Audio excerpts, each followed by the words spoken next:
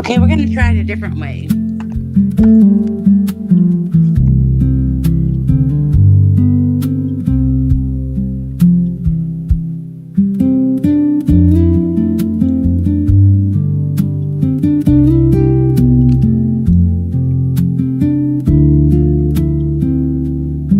Are you able to hear me?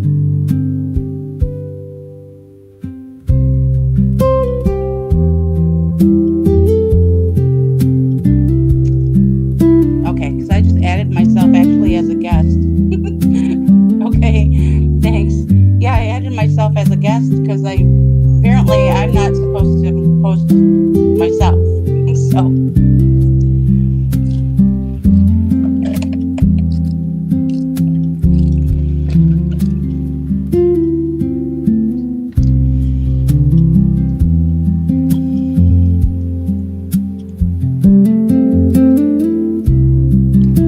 is the volume okay though?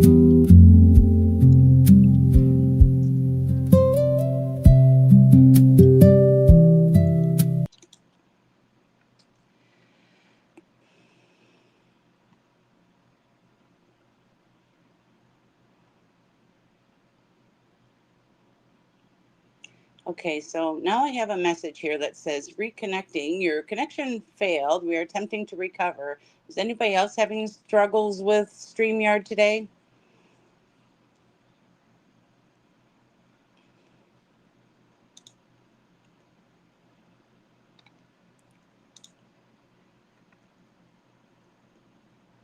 All right.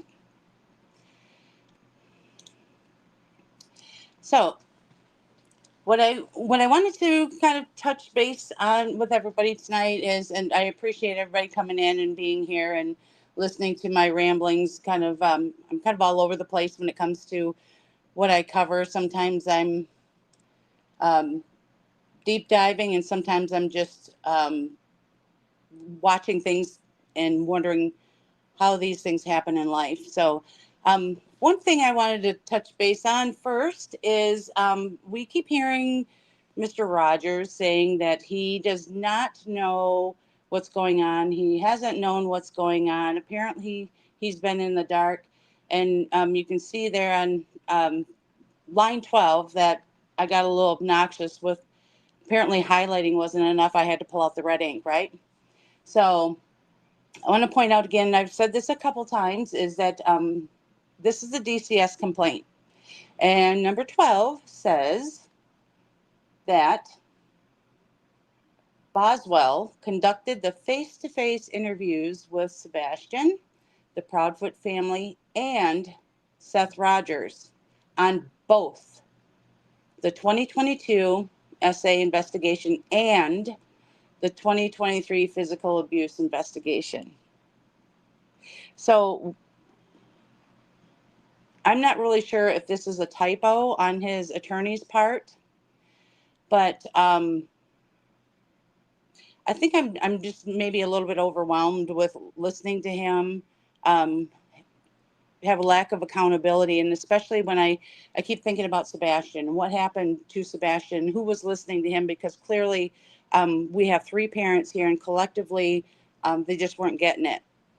And individually, sometimes you have I guess I can understand the frustration. I understand Katie's frustration with Seth, because now I'm listening to him, and I just I think it's really hard for me to absorb that I really feel bad for Sebastian because I don't know what he was going through.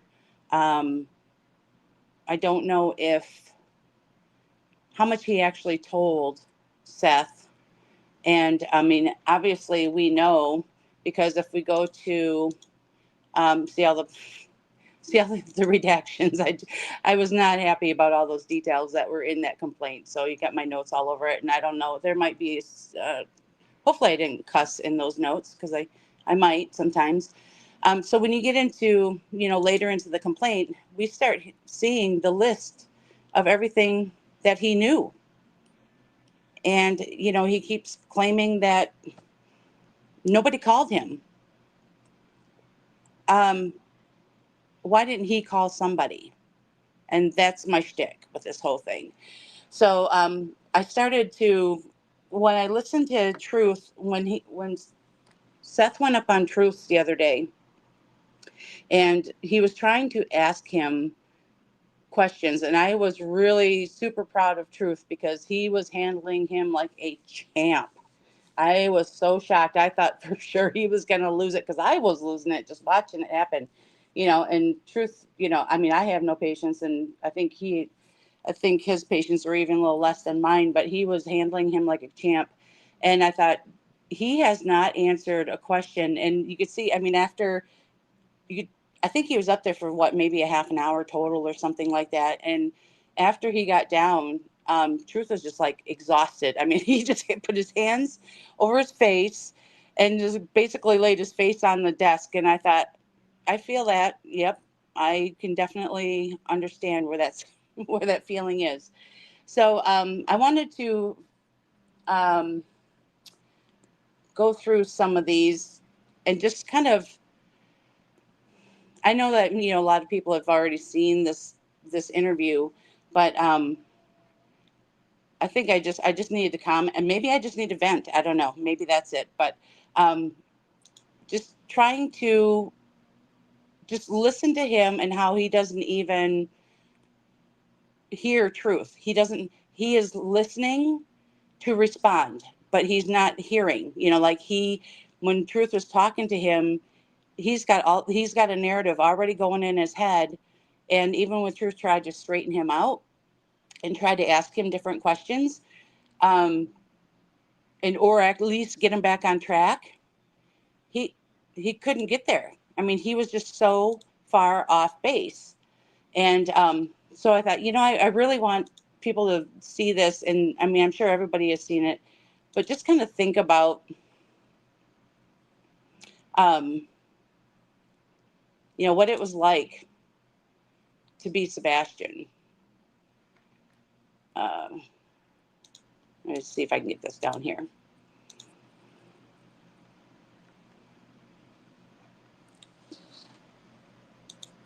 Nope. Hold on. Let me mute you over here on pick so I don't have an echo. But I'm Seth Rogers. I'm Sebastian's dad, and I don't know what you've heard about me, but the only thing I care about is finding my son. Mm-hmm. And if you have any information that could lead me towards finding my son, I would appreciate it. And if you don't want to give it to me, then I would definitely appreciate you giving it to the FBI. Or at least if you have any information, the National Missing Center, the 1-800 number, any of those, if you want to be anonymous. I don't have to be anonymous, Seth.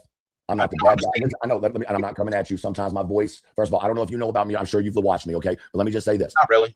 I'm autistic as hold on. I'm autistic as fuck. So I don't process things the same. I don't look at things the same. So my brain works different, okay? Here's the deal.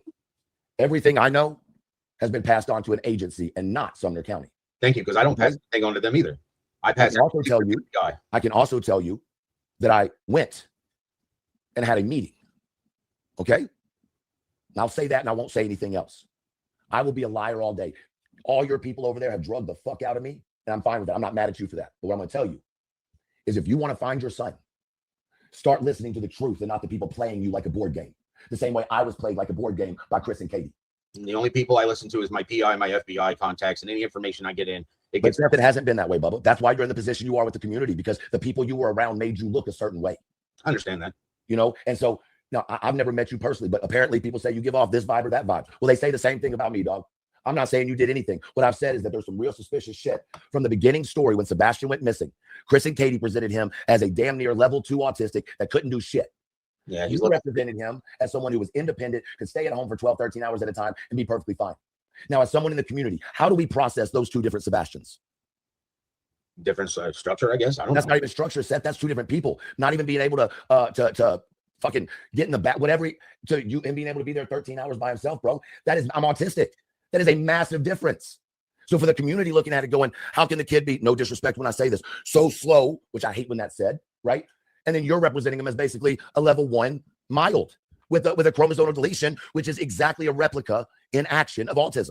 It is. Plus, he was diagnosed with autism on top of it. Well, he wasn't until 3 months before he passed away, or before he went missing. I'm sorry, I said that wrong. My apologies. Yes. My apologies. Yes, because this chromosomal deletion masks a lot Right. of autism specs, which I thought he had it at the very beginning. And along with the fact that, you know, I did my own research on the chromosomal deletion. I had my mom doing research. She's a nurse practitioner, adult nurse practitioner. I had other people that were researching, and I was getting all the information I could.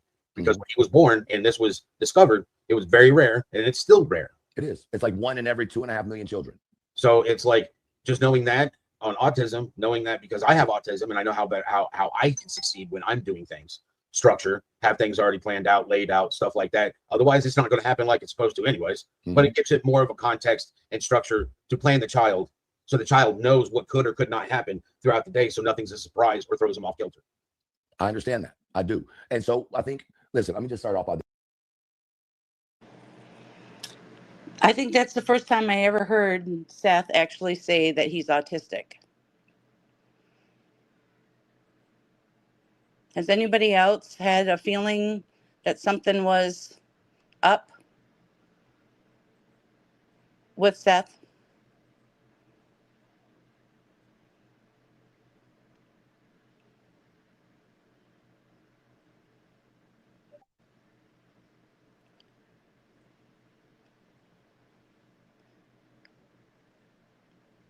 Yeah, I know.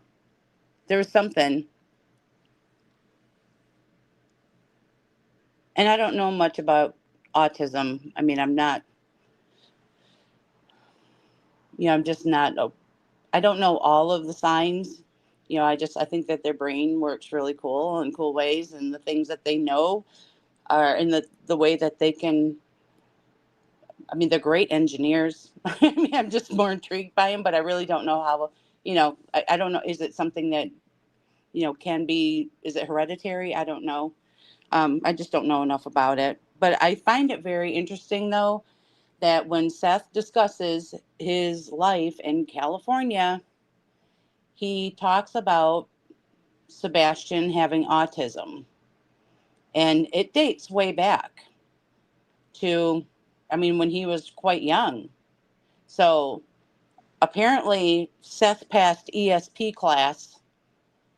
I failed it twice, but he must have been right on that one. Or maybe, I don't know. That might explain a few things. But it was in the divorce? Okay. Okay. Yeah, I didn't know. I knew that there was something wasn't jiving, but yet it's hard to get past his personality sometimes. So it's hard to know, like, chicken or the egg, which one is it? Is it a personality issue that was learned, or is there something behind it? And you never really want to make that judgment call, but he definitely, sometimes he surprises me because of things that he actually comes up with. I'm thinking, oh my gosh, he actually can think clearly. There's some things that he surprises me with. And then he says things like fruitation and Lizaeon, and then I just go right back. But, he definitely is trying. He's trying to sound at least intelligent, gives a good effort. And I think when he actually does slow down enough, and I think Tritha can be, he can be intimidating. I'm surprised he actually went up there. So, but anyway, yeah, I just didn't know that he was actually autistic for sure. First of all, thank you for coming up here. Okay, whether we see eye to eye or not, thank you for grabbing a link and coming up here. Mad respect for that. Really, man to man. Hey, the only thing I care about is finding my son. I don't care what anybody says about me. I don't care what anybody tries to do to me. I'm not saying I'm bulletproof, but I throw him back. So, but I don't care. I don't care because all I care about is finding Sebastian and bringing him home. Can I ask you some very direct questions without you thinking I'm setting you up? Because I didn't know you were coming up here, but I personally have been waiting to talk to you because obviously my brain's on some shit, right? And I ain't had no way to talk to you, and I wasn't gonna reach out to you because of at night. I'm not getting fucking caught up in all that shit. I don't have that time in my life, bro. And if you want to be honest, the reason people stop looking for your child is everybody's afraid of getting sued. Everybody was scared at one point in time because of C&Ds, but now, bro, now they will not talk about your child now because they're afraid. Look at the chat. I promise you, it's not because they don't care. I'm talking about them, and my people are like, "Bro, you're going to get sued." I don't care. I've already been taken to court. But I'm just saying, people are suing me. But this is why people aren't talking about your son, bro, because everybody's worried about getting sued. See right there. See how he is. There's something happening with him right now where he's trying to just kind of smooth things over, but he won't admit that what he's been doing is out of control. He surrounded himself with some people who really damaged this whole entire process. And I mean, in the beginning, you can tell he was a broken man, you know? And then when Tony came on, and then we have Dog and At Night and all the creators, and they are winding back around too, you know, where we are starting to hear some of, or I noticed I'm starting to hear the same ridiculous rumors and ridiculous things that they were saying way back in 2024, at the end of 2024, when I first started really following this case, or 3/4 of the way through. But I'm thinking, oh, good, we've come full circle. I need the refresher because, you know, I can get some material and mileage off of that. I'm sure that I won't make a lot of friends, but here we are. But he is really trying throughout this whole thing. Whenever something comes up, and Truth is trying to be honest with him, and he was trying to actually get him some clarity and trying to give Seth opportunities to straighten out some of these rumors that have been flying around. And he just avoids it. And like, why did you go up there? I don't know why he actually went up there, quite honestly. And it's probably more so because he wanted to see, you know, how Truth would respond to him. And, you know, because obviously Truth has some information. We don't know, you know, the whole gist of it, but I think that was probably the intent. But he clearly didn't have any interest in getting truthified, you know. That's where we're at now. That it's not about the truth about Sebastian. It's what did Katie say? What did Chris say? I'm sorry, dog, and no disrespect, but today, when Chris and Katie can get up on a panel and take up for Chris and Katie, but they can't get out here and look for their fucking son, fuck both of them. But on the same note, with respect, everybody has. Hold on, I gotta say this 1 second because my people will be on me if I don't. In that same sentence, I'm a man, so I'm gonna keep it real with you. I feel the same way about you because I only see what I see. Not that you're not doing shit, but I only see what I see, right? So by that, we're being told things about his essay, right, that you brought out. But then we're not allowed to talk about why Chris says, if you see him, lock your doors and call the police. Don't approach him. What does that make him sound like, Seth? A predator. Right. Then he talks about, hold on. Then he talks about he has to have someone at school with him walk all the time. And then I asked Chris why. And you know what Chris told me. You already know. I don't have to tell you. No, I don't know what Chris told you. Well, you tell us why before I say anything. Honestly, if you don't want to, then just say I don't want to. I mean, they had somebody that was assisting Sebastian from classroom to classroom. Mm-hmm. He would go to the bathroom or he would get distracted, or next thing you know, he's in the wrong place. Let me ask you this. Is that the honest reason or is that the respectful reason to Sebastian? You know what I'm talking about? Because I've been told something totally different. That was told to me by the school. Okay. And that was only a certain period of time because something was going on with him. And they were trying I don't want you to go into it because that's what I'm trying to avoid. You see what I'm saying? Because it was presented to us. And I say us, a group of people, okay, directly, not around the block, not around the block, straight up. Okay. So when I have this information, I'm told that I have to be quiet. Because if I don't, it's going to hurt Sebastian. And if someone has Sebastian, they're going to hurt him if they find out I say anything. That's what was. Okay, now I remember Seth saying something to the same effect. You know, about like, I know it was in an interview because I remember hearing him say it. He said something to the effect of, if you see Sebastian, don't let him in your house. Just call 911. And I thought, we shouldn't feed. If we see Sebastian, we shouldn't like offer him a drink and food. And are we supposed to put a dish out on the porch? What is happening here? I mean, don't call or don't let him in. Just call the police. And I just think that's so bizarre. And now I didn't know that Chris had said it too, but obviously he said something to the same effect. But that's just so weird. I mean, why would you say, unless he's worried about, him going into somebody else's house and then, not finding him. But I don't know. It struck me really strange. But now that Truth said that Chris also said something to that same effect, I thought, I'm missing something. I've got to be missing it.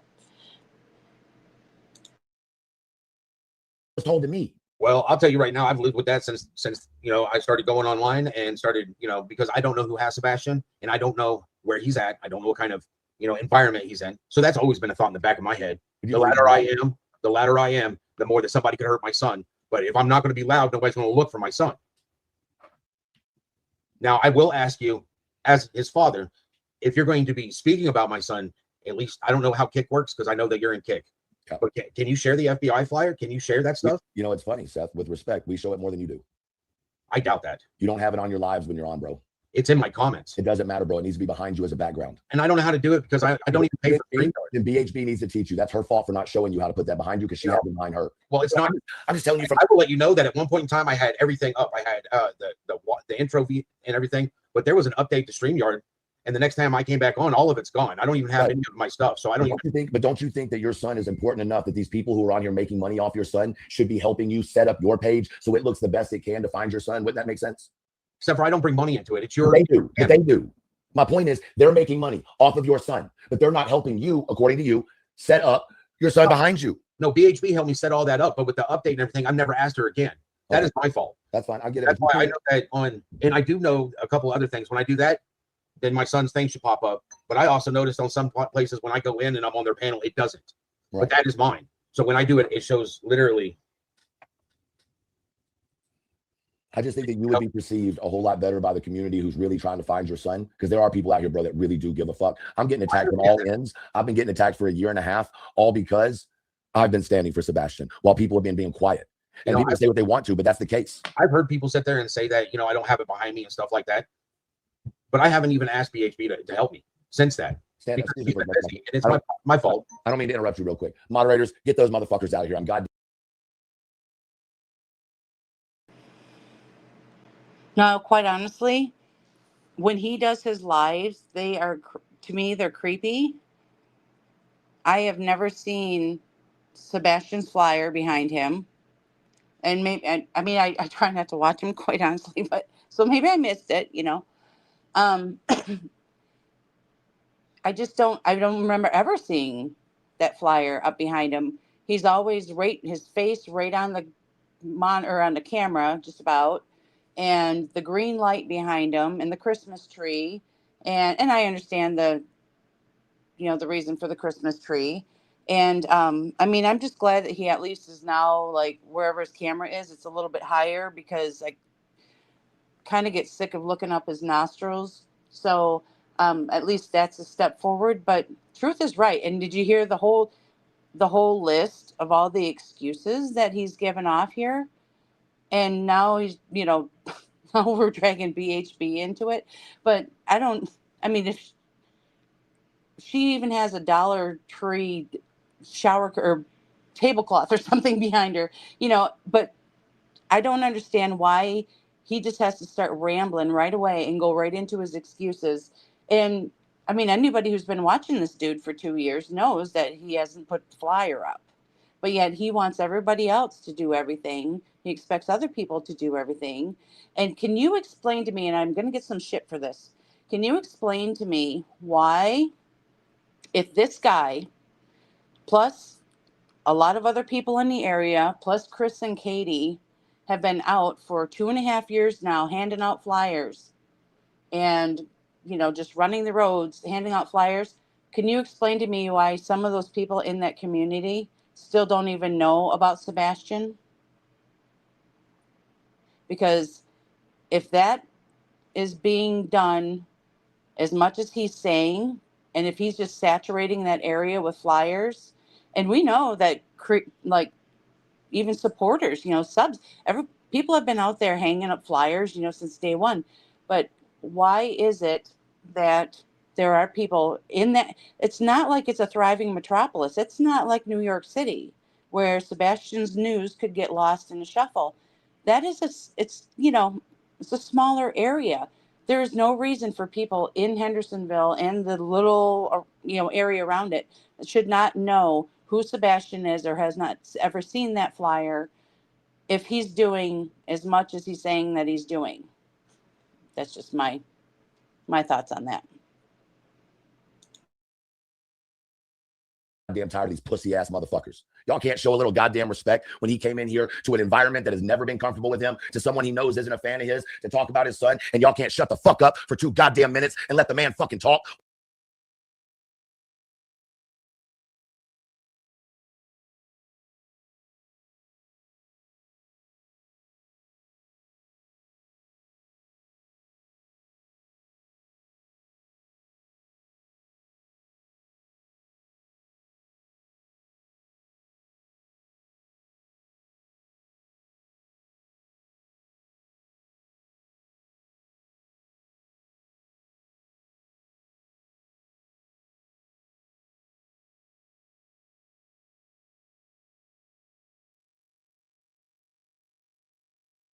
Back, bro, because I was on some fucked up shit in my head, just to be 100.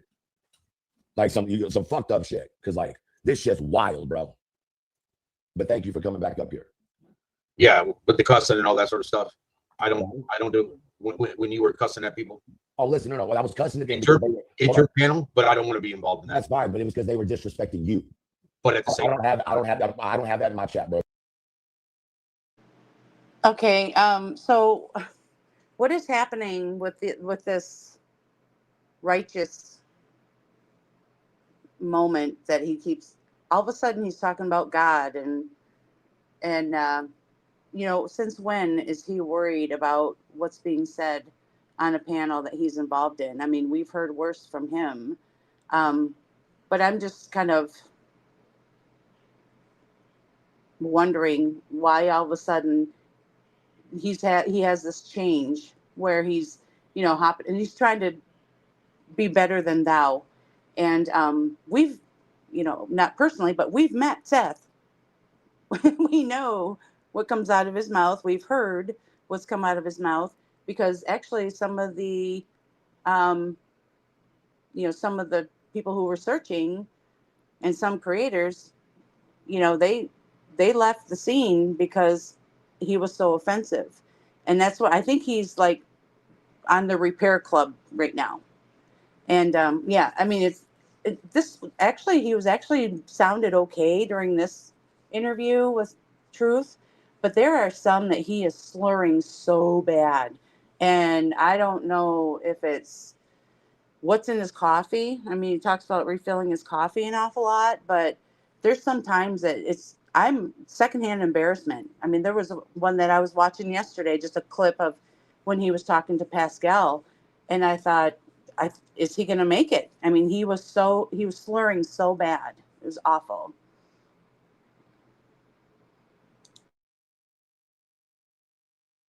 If you need to jump down, that's fine. But I don't. No, after that, I started receiving phone calls, and I couldn't come back. I'm sure you're going to get phone calls about being on here with me. I do not doubt it. But anyway, go ahead. What can we talk about that can help find Sebastian? Well, if you have given it all to the FBI, then I'm fine. Okay. I mean, 100%, because everything that I get, I give to the FBI. I don't give it to Sumner County, and because I have no communication with Sumner County or TBI, I literally communicate with the FBI, and that's it. Yeah, the problem was a lot of it originally went to Sumner County Sheriff's Department because it is what it is. And there is definitely 3 or 4 other people that know that I'm not lying about the meeting that I was contacted about. I'll leave it at that. I can't speak about Sumner County because I'm in litigation. I get that, but I can, right? So I'm not in litigation. And when I gave over everything, right, it was just a real fucked up situation. I'm gonna leave it at that. I don't care to talk about it because that's not what this is about. At the end of the day, I want to know what we can do to find Sebastian Wayne Drake Rogers, where we're at now, because we're getting no updates without any bullshit about this parent or that parent. What the fuck can we do? The only thing, I mean, I ask everybody, hand out flyers, speak about Sebastian, keep his picture up if you're going to be up and talking about it. Please share the links for the FBI, National Missing, that 1-800 number, everything. I mean, and at the same point in time, I'm working other ways to help so that this never happens to another parent. Right. I understand. Okay. We need some updated flyers for one. And he keeps talking about hanging up flyers and handing out flyers. And, to me, I'm like, here we are. And, the flyers are outdated, like I just said, but is there nothing more that he's not even arranging any type of search groups? And that's where I think Sumner County comes in, where they should be giving us more information, like if they even have an inkling, if they don't know, you don't know what you don't know. But if they think, hey, there might be a chance that he's in an institution, talk to your nurse friend, screw HIPAA. But anyway, I mean, if they would just at least give us some guidance, and if they think he's gone, then they think he's gone, and it would just be nice to at least know what is a waste of time. Because quite honestly, I've seen like Silver's on the scene that everybody picks on and just thinks that he's the biggest dork ever. He's actually a very passionate man. He's very nice. His wife is very nice. And I don't even know where he lives now. I want to say like Georgia or something. But anyway, when he drives around to go for work, I don't know what he does for work, but he travels and he goes up to Tennessee quite often, and he will go walking through the woods with his boots and he even bought new boots for it. He got himself his shovel and his gloves, and him and his wife, they go trampling through the woods in Tennessee. And I just keep thinking, is this just a waste of time? And does anybody have any inkling of whether or not we should be looking for him in a building or in the woods? I mean, just to put it mildly, I guess. But I see some people still, just wandering through the woods, and I think, gosh, I can't even tell you how many miles Silver's on the scene has walked through the dang woods. I mean, he's, people either love him or hate him, and and he is a little strange, but his heart is in the right place. And I'm not walking through the woods, so I'm certainly not going to be dogging on him because he has a quirky personality. God bless that guy for Sebastian, because this is not about what I think of Silver's on the scene. I like him, but it's not about what we think of Silver's on the scene. This is what Sebastian needs. He needs somebody who's willing to walk through those woods, not knowing whether or not he's, he could be in Canada in an institution, but that guy, he's thinking of Sebastian first. He's like, I just need to find him. So I think that's a little bit more than what this guy is doing, the guy on the screen here. Right. Literally, these lawsuits are because they didn't reach out to me, man. If they had called me, I would never be on here. You wouldn't be in the situation that you're in. But it happened. You can't go back in time and change it. No. Only thing we can do is hand out flyers and talk about Sebastian, and don't give up on God. I agree with you. If you don't mind, any question I ask, but no judgment, you can say, I'd rather not answer that, and I'll respect it, right? But I would be amiss if I didn't take the opportunity to ask some questions I have. And now you have every right to say, I don't want to answer it. And it's that simple. Chat's been turned off. They can't say anything. It's on emotes only, which is what we have, so they can't get into, whatever. Can you tell me the best you can what you meant? Because this is a big thing. When you said that if you had the money or the resources to go get Sebastian, you would. Can you explain what you meant by that? Nothing would stop me from finding him. Okay. And when you did and by that, I mean, like, I could go everywhere, track down everything. And whether the FBI is tracking it down or I'm asking TBI to do it or Sumner County, because at that point in time, I was speaking with them. It wouldn't be me asking them. It would be me booking a ticket or getting transportation there. Right. Do you not think that and I don't know your finances, so it's a genuine question, right? I don't pocket check people. That ain't my style. So with the donations and everything that came in, was that not enough to be able to actually do something more than we saw? Or is there things we don't know about logistics that makes it look like the parents in general, all three, aren't looking? Because it just looks that way. We're not saying you aren't, but to us, it appears that, here's how that you're not doing anything. We don't understand that. I put over 100,000 miles in a new engine in my truck looking for my son, dude. Okay. And that means posters, flyers, everything, handing out flyers. I don't post that stuff. Right. Post the places that I'm at. Literally, I'm driving and paying attention. I stop at gas stations. I hand out flyers. There are times that I've gotten in my truck because I can't stay at my house and I don't know what to do, and it's just pick a direction and just start putting out flyers at every gas station. And then I've been asked to leave multiple gas stations before because you're not allowed to post them up, but you're allowed to sit there and personally hand them to people. Right. So people complain, and I've had people complain about that. Like, my son's missing. I don't give it. Complain. I'm going to stay here until I'm told to leave. And when the cops get here to trespass me, I'm going to give them a flyer too. I think it was in one of the Q&As that when he was talking about how far he's driven and stuff, he said that it was like when he gets a tip, he gives the tip to, I don't know, TBI or whoever. And he said, if the location of the tip is within 10 hours of where he is, that he will like hand the tip over and then he'll drive as long as it's within 10 hours. I don't know what he's doing. You know, why would you drive 10 hours? Because he said he goes and he hands out information, hands out flyers, and goes and talks to whomever he got the tip from.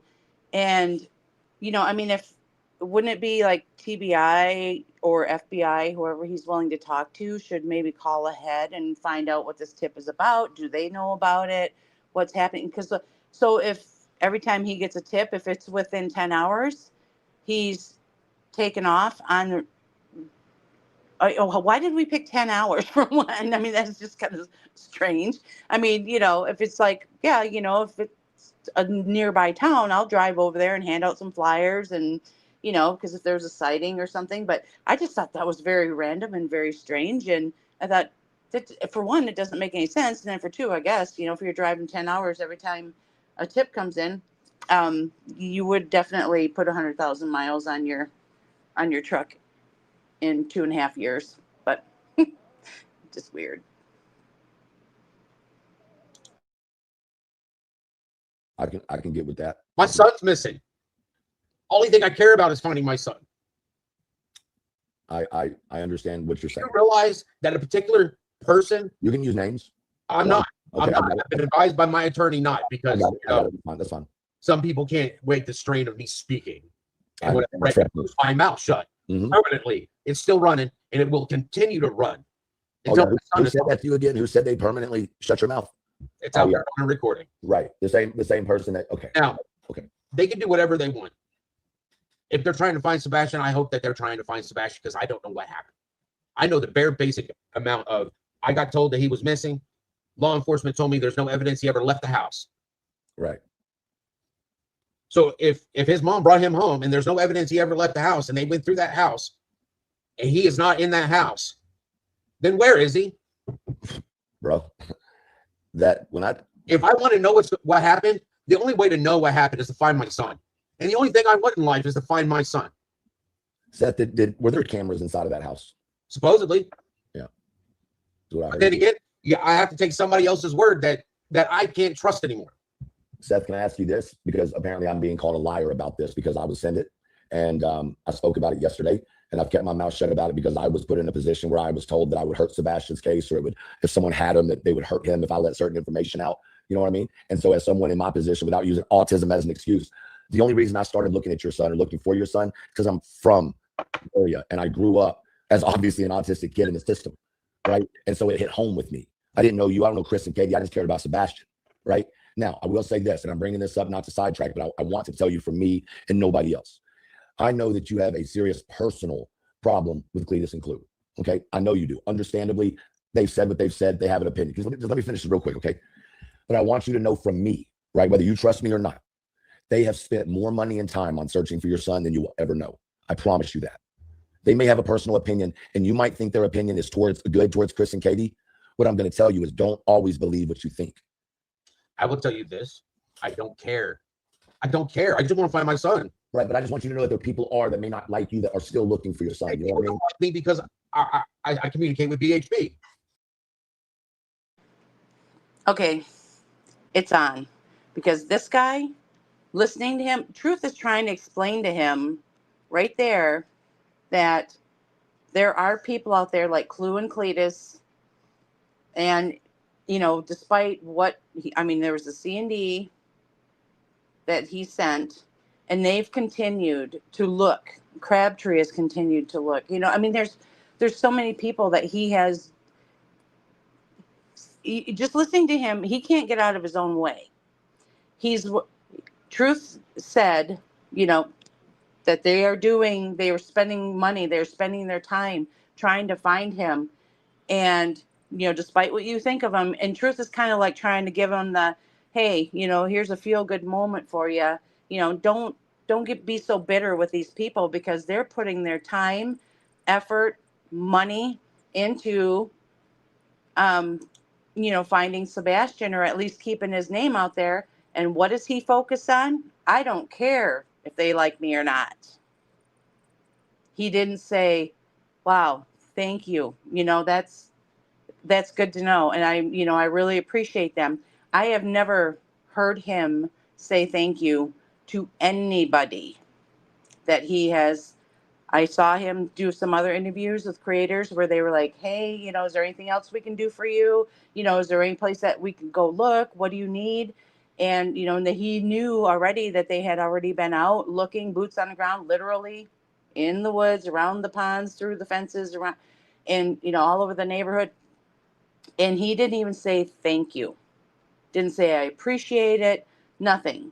He is so angry. And so am I, apparently. He's so angry. And he just doesn't listen, and he doesn't care, because it's all about him. And here are these people who, they are just marching on. They're like, you know what? This is about Sebastian. And that's my point, is there's so many people out here that are all about Sebastian. And, these lawsuits, we get mad at Seth. But then if you look at Sebastian's words, and that's been my point for at least like the last week, I've just been hearing Sebastian and listening to how much people care about finding him and getting some answers, whatever those answers may be. And he can't even take a second to appreciate the fact that there are people who can't stand him, but they care for his son, and at least the principle of finding him and getting answers and holding somebody accountable. And he can't even see that. And Truth is trying his best to get him to understand his point, like, hey, you need to realize that they're still fighting the fight for your son. And he's worried about the fact that, he just reminded him that they don't get along. You know what? People don't like me because I communicate with Clue. I get it, bro. Now your situation is different. Your son's missing. I'm trying to find an even ground with you. My son's missing. In the internet world, if my son wasn't missing, I wouldn't give a rat's.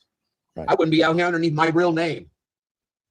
I've been doxxed. Everybody knows my name. That whole family knows my phone number. I get texts every once in a while, a year and 2 months later. You don't like my opinion, it's my opinion.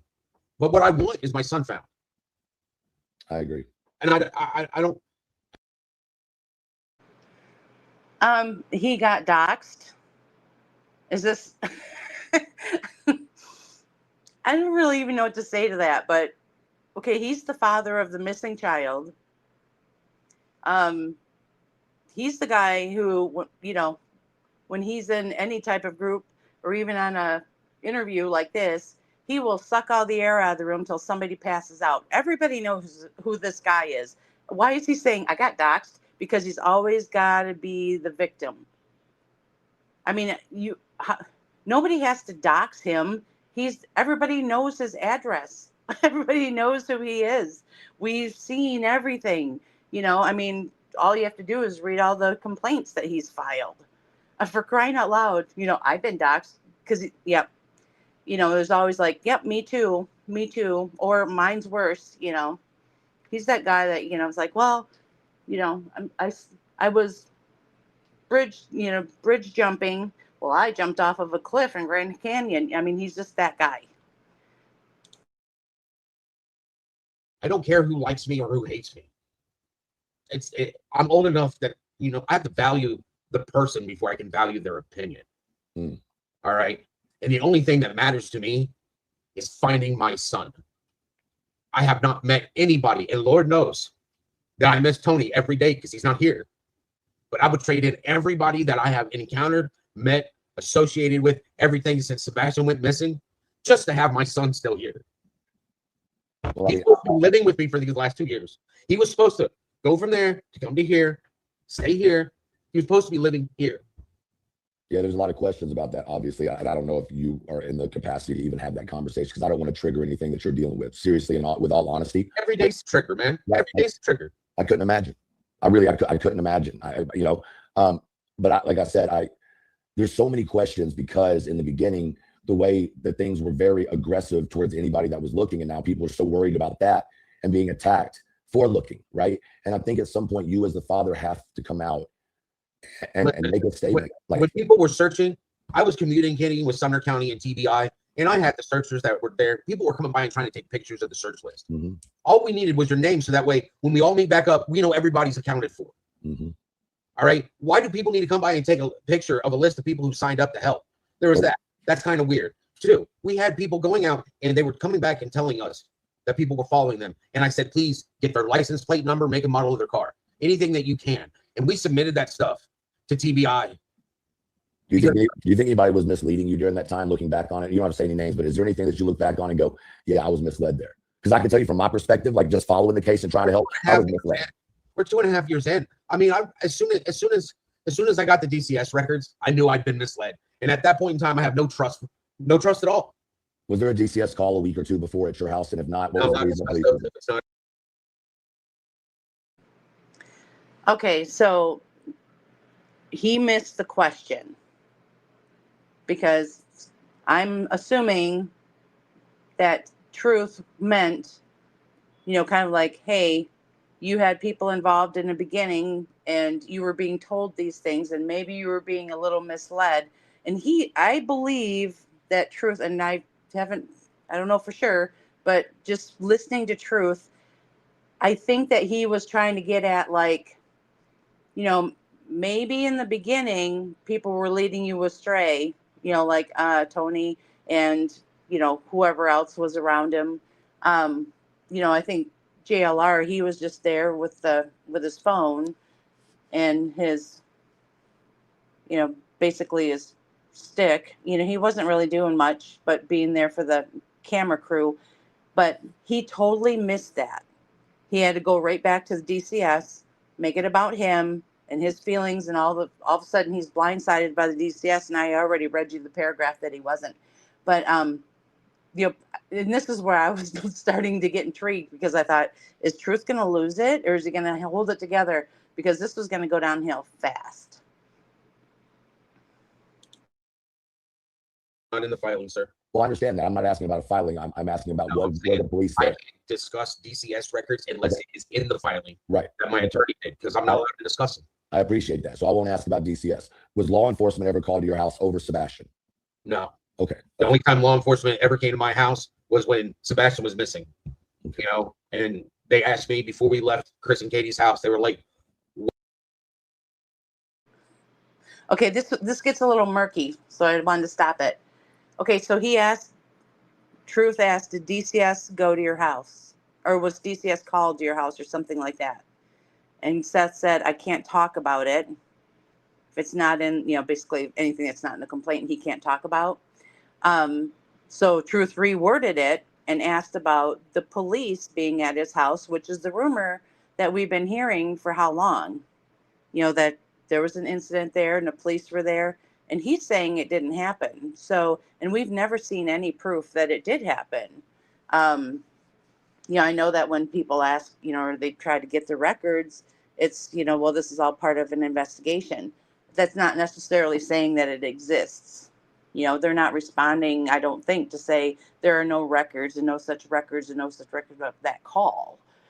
I think that it might be just a generic bucket, that's just how they are responding.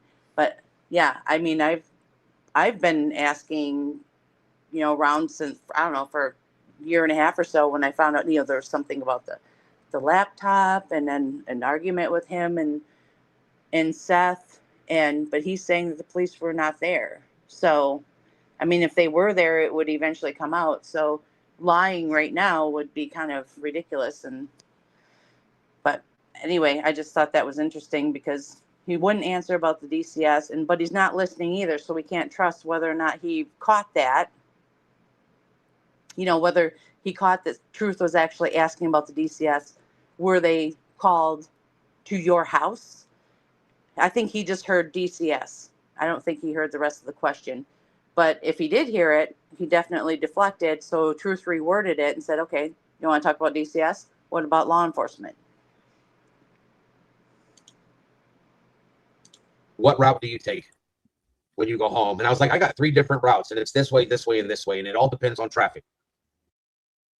They asked me before we left Chris and Katie's house, they were like, what route do you take when you go home? And I was like, I got 3 different routes, and it's this way, this way, and this way. And it all depends on traffic.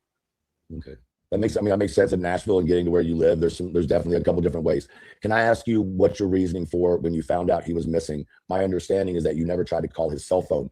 Did you try to? Huh? His cell phone was in the house. Right, I get that, but you were going off of what you were told. So I just wondered, at any time, did you think to yourself, maybe I should call it just to see if they're lying to me? No, I saw the law enforcement had his cell phone. When you got there? Is that what Okay. He's going to go through this like 3 different ways and try to get him to understand. I think what Truth is asking is like, as a parent, your instinct would be call the phone anyway, but apparently Chris must have told him that the phone was on the counter. But Truth is saying, wouldn't you just call it anyway to try to figure out if they're lying? You just took their word for it.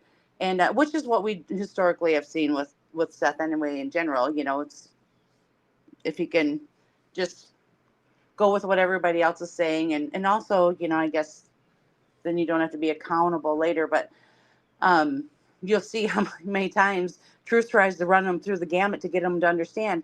And at one point, he even says, well, because Truth asked him a different way, kind of give him a nudge. And he goes into this big spiel about how he can't have his phone inside the prison. And Truth is actually talking about on your drive home, nothing told you, hey, pick up the phone, call your kid anyway. Just to, just that, parent, like the parental instinct that you should typically have. But then he even goes into how he couldn't have his phone inside the prison or inside the jail. And he's talking about when he took the drive to Chris and Katie's house. But he's not listening. He's not getting it. I don't know if he can't comprehend or if he's just reeling so bad to get his narrative out that he's not listening. In truth, God bless that guy, because he was hanging in there. I thought for sure he was going to lose it. I would have. about? Law enforcement was there when I got there. Right. I mean, before that, like when you got the call and you were driving there, is there a reason? I'm trying to give a reason. I'm trying to understand why you wouldn't like pick up the phone and call his phone. Huh? His cell phone was in the house. Right. I get that, but you were going off of what you were told. So I just wondered, at any time, did you think to yourself, maybe I should call it just to see if they're lying to me? No, I saw the law enforcement had his cell phone. When you got there? Is that what you're talking about? Law enforcement was there when I got there. Right. I mean, before that, like when you got the call and you were driving there, is there a reason? I'm trying to give a reason. I'm trying to understand why you wouldn't like pick up the phone and call his phone. I work in the county jail. Right. You're not allowed to have your cell phone in the county jail. It's a felony. I didn't get off work till 7 o'clock. Uh-huh. And I'm just saying, like from the time that you drove from there to there, hold on. I got to my truck at 7:20. Mm-hmm. All right. I'm already an hour behind. So when I call, Chris already said that the cops and everybody are already there. Mm-hmm. So I did not call anybody on my phone. I literally pedaled to the metal.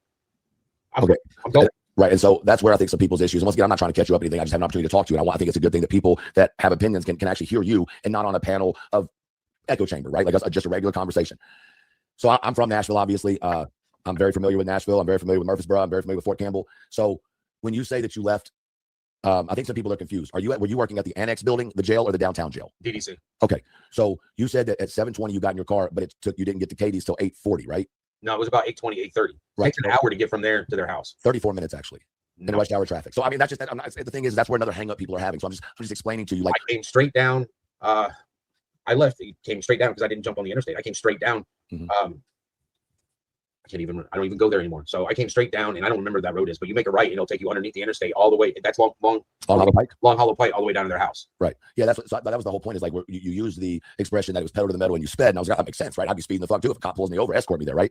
But then you look at the time, and it's like, wait a second, there's about 35 or 40 minutes waiting or missing. And for us, what I did is I went to the DOT and I pulled up that morning and I pulled up the traffic analytics. When I found out, I left there and went straight to their house. Right. But I'm saying this is why people. I'm not saying you're lying. I am not saying that. What I'm saying is when people are hearing the story, you very well could be telling the truth, but somewhere between the two, there's such a confusion on the time, and people are like, what the fuck? And then we look at, rest in peace to Tony, but Tony said you took a nap in your truck, bro. Yeah, at their house. No, but that's not what he said, bro. Dude, I understand, but I'm just saying for the people. I'm trying to help you understand why people don't understand you. I'm not saying you're wrong. I'm not saying you're lying. I'm not saying any of that. It's not about Sebastian right now. But it is, though. This is all about Sebastian. No, you're asking me about, dude. Yeah. So I looked it up. I just kind of randomly looked up and I say, choo choo. Yeah, obviously you live there, you know. I just randomly checked, you know, because I know that it'll, you know, if there's accidents or whatever, sometimes, you know, depending on what map you're looking at, it will give you a different time. And it was 26 minutes, 27 minutes. It was always in that range.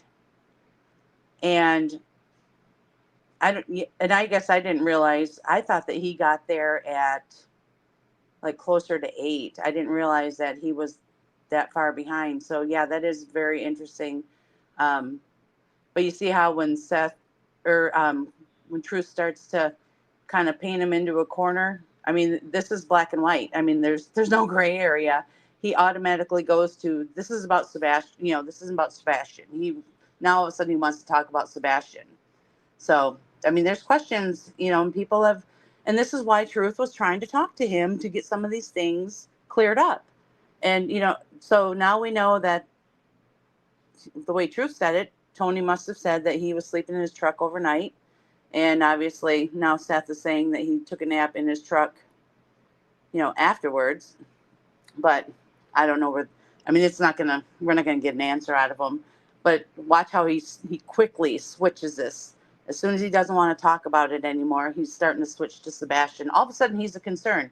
Well, where were you in 22, 23?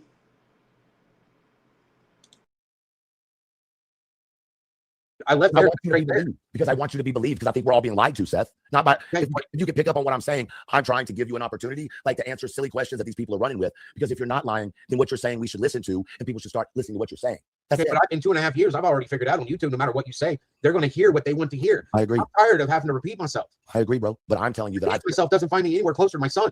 I agree with that. But there's people like myself and like Clue and like people in the chat that are literally putting they haven't stopped looking for your son. That's what I'm trying to tell you.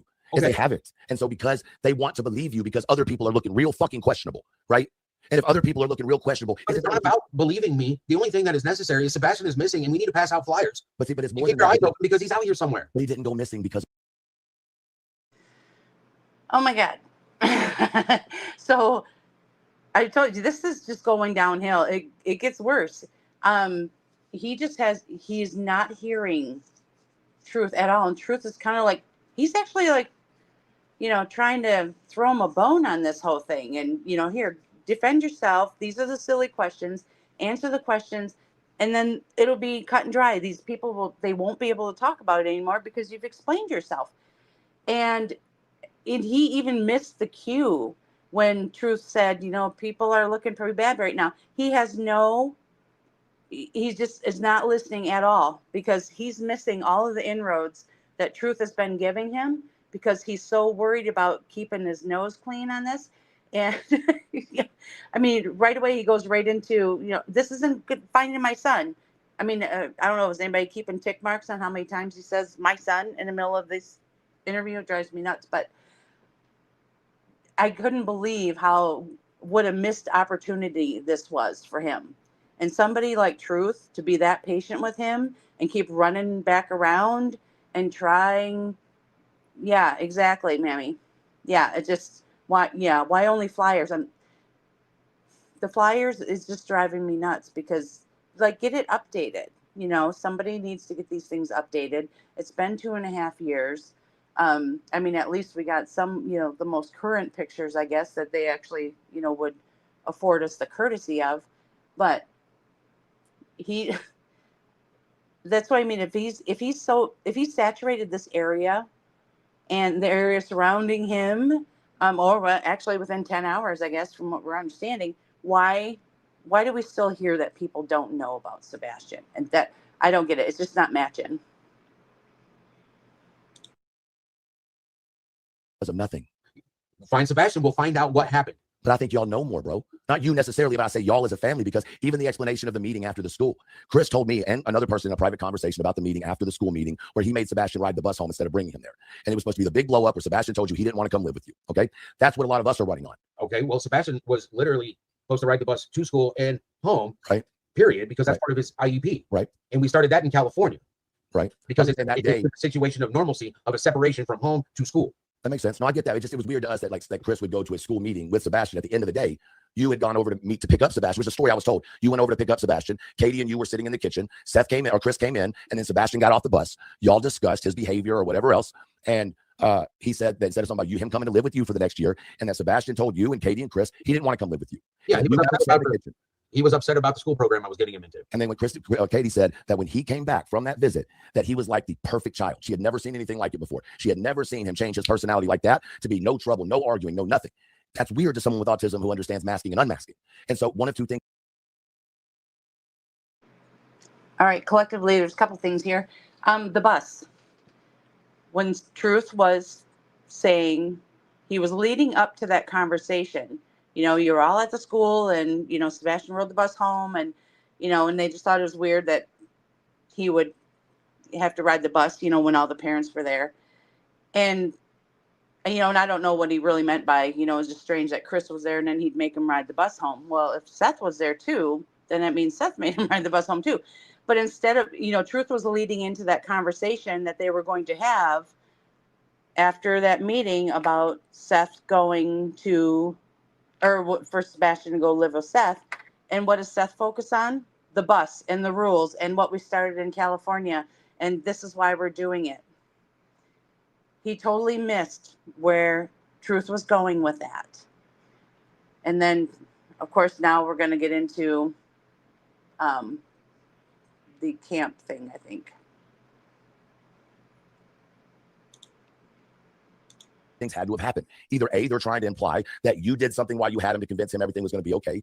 Or I had a conversation with him. Or the other thing. I told him about what the program offered, who he'd be going masking and unmasking. And so one of two things had to have happened. Either A, they're trying to imply that you did something while you had him to convince him everything was going to be okay.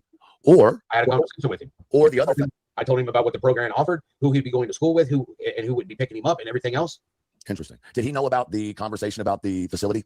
No, I did not. But I'm not saying did you tell him. Do you think Sebastian's smart enough to pick up on hearing things going on? I think all children hear, no matter what the parents do. Yeah. So is that something you knowing your son would cause him to say, fuck it, I'm out?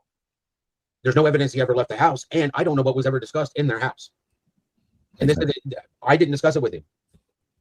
I didn't discuss it with him. And the research that I asked the lady that sent me the things, the name, it was like, listen, they need to have animal therapy. It needs to have some type of religious bound, you know, and it needs to be.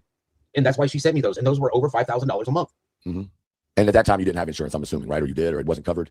It's not covered. Really? That's fucking weird. I'm not saying you're lying, but that's weird that him with autism, it wouldn't be covered. The camp is not covered. Right, but because it's considered extracurricular. It's a sign up. It's not being okay. Ordered by a professional. That makes sense. Can you give us any insight on this program? I'm sorry if I was echoing. I just realized I didn't have my mic muted.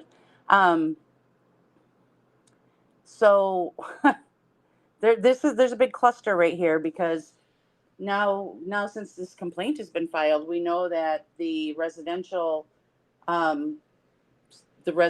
school center institution, whatever you want to call it, whatever they were calling it, Bledsoe Academy was out now. Now, since this complaint has been filed, Seth has been saying that, you know, he was going to camp, like this was going to be like charm school for a few weeks.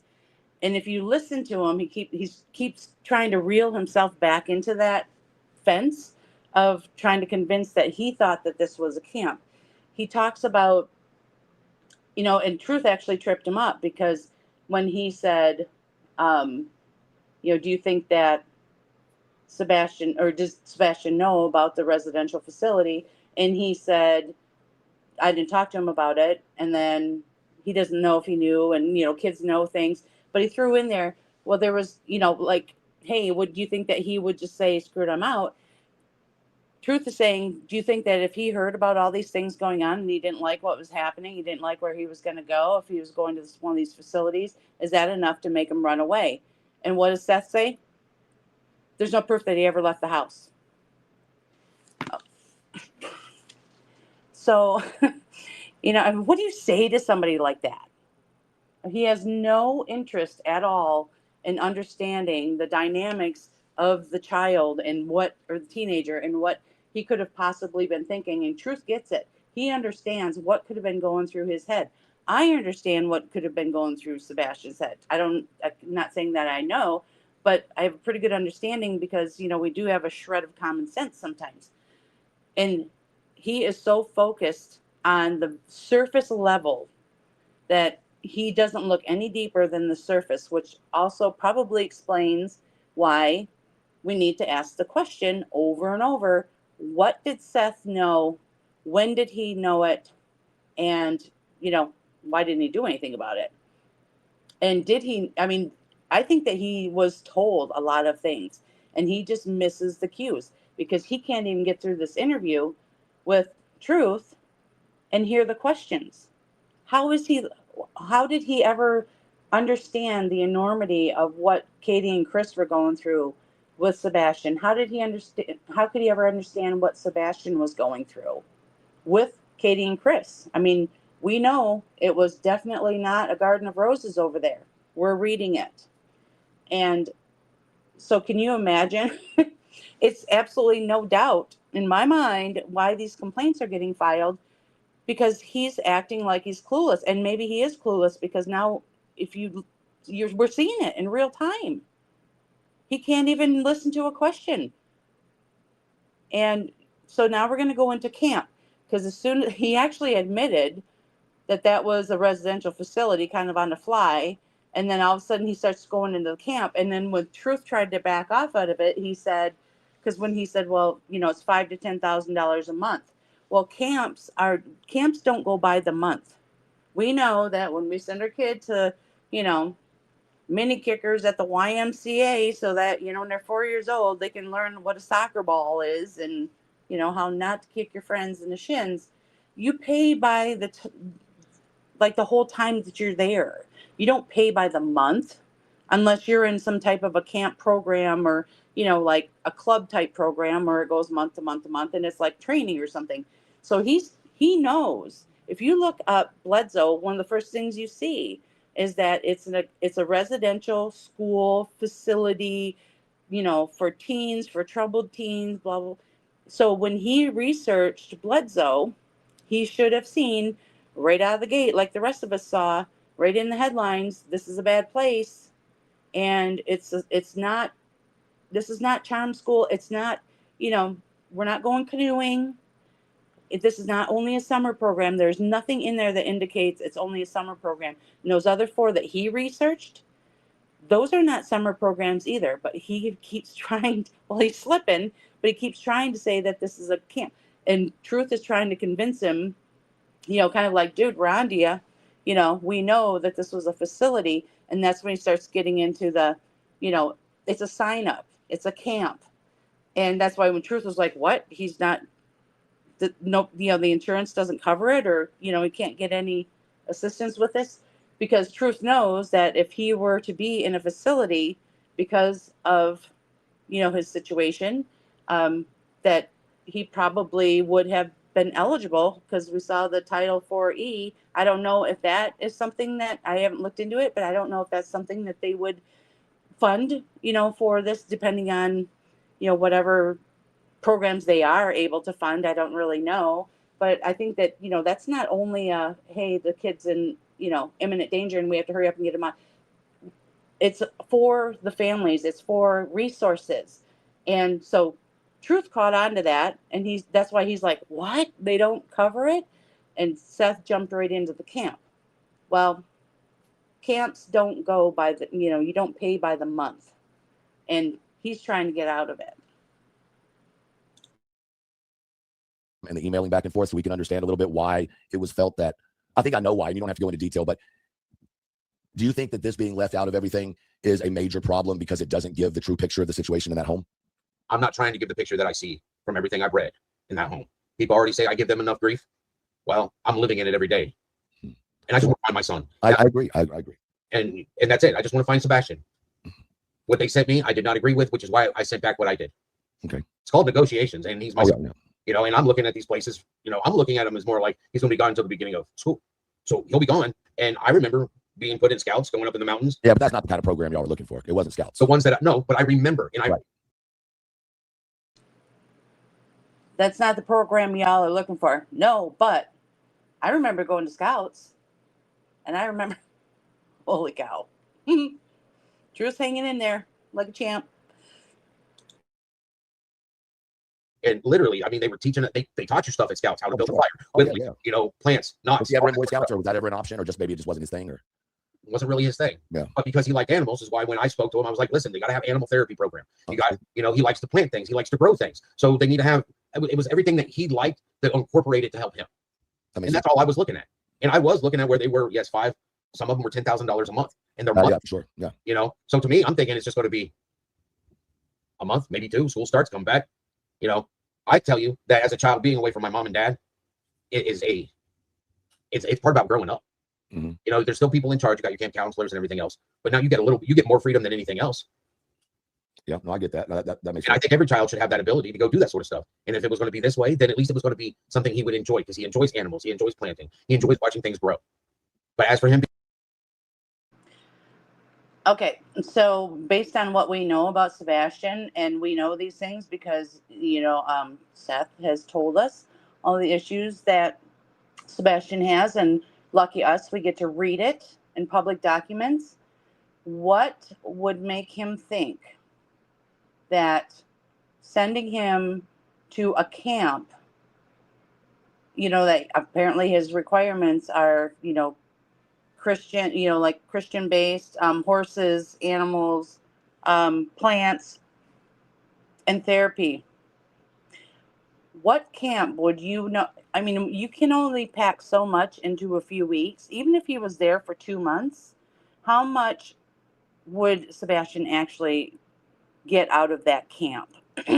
And plus, you know, thinking about all the things that he's told us about his issues and the things that were happening at school and some of the inappropriate things that he may have been doing or saying at school, going to a camp to learn how to build fires and, you know, grow peas and, you know, feed the chickens and gather the eggs and get some therapy, and that is not, and get some independence, you know, because that's good for him. He's not in a situation. Sebastian was not in a place in his life where he should have been going to a camp where he should have some independence and be able to, you know, kind of, I guess, maybe cut the apron strings. I don't know what he's getting at here. So that shows that just what he's saying, and he might just be running his mouth. I don't know. But does he actually think that putting him in a situation where he has a lot of independence and can make his own decisions? The kid can't even walk from one side of the school to the other without being escorted. But he thinks that he's going to send him to a camp where he's going to learn all of these things about plants, animals, therapy. He's going to get all the things he wants over a summer, apparently, for $5,000 to $10,000 a month. And he's going to get a little bit of independence. Was Sebastian really in a spot in his life where he could have made good decisions to be able to be in a camp, in a cabin with other campers, you know, without supervision at all times? I mean, is he that disconnected, or is he that desperate to get out of this conversation? And I'm trying to not be, you know, I mean, Sebastian definitely needed some help, and the parents needed some help for sure. But this guy is so far off base with what his son needs. And I don't need to go back to the complaint because you already know my feeling on that. being out there in camp, like, and the scouts up in the mountains. I mean, it would be hard on him. Bugs. Yeah. He doesn't like bugs. Right. Well, I'll tell you right now, skeeters and chiggers, and you're out there when you're walking through long grass and everything, looking for plants and stuff like we did. No, that absolutely makes sense. So when you were talking early on, I don't remember when it was, man. Everything I'm sure for you too is kind of just all blurred together. But there was an interview you did, and you said that there was a time where Sebastian was crying to you on the way that you were taking him back home, or before you were going to take him back home, and beforehand, where he was really upset. Is looking back on that now, do you think that was a red sign, like a red flag, or do you think that it was just him being emotional? Or I look back, I should have done the one thing I never do to my son. I should have forced him to tell me. You can't force him though. You know that, so don't beat yourself up about that one. It doesn't matter. It doesn't matter at all. I feel it. I would rather him hate me, and I forced him to tell me what was going on, because I could have done something about it. That makes sense. Because I think that he's feeling a lot of guilt, the woulda, shoulda, coulda, and understand. I mean, I think as parents, we all pull some things sometimes, and gosh, I shouldn't have said that, or shouldn't have done that, or I should have been paying attention to that, or I missed that cue. So, and I know what Truth is saying, because Seth did mention a couple times that he didn't, that Sebastian didn't want to go home. And I know that he mentioned that he, because they, divorced parents, they say you're not supposed to bash the other parent and, be supportive. And I think that because they did get along, and if he wasn't paying attention to what was going on or didn't care enough to really connect, like, why is he wearing pull-ups at Katie's, and, he's not wearing pull-ups here, and, he's not making those connections, like, something is not jiving.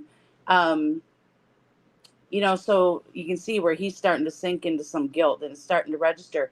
But, I should have forced him to tell me what was happening. Okay, well, refer to your own complaint, because your attorney got this information from somewhere, got it from you, because you listed there's a whole list of all the reasons why Katie and Chris sucks in this complaint. Obviously, there was conversations going on. So, and he's saying that Sebastian should have been living with him, but exactly. They were starting in October, per your national spokesperson.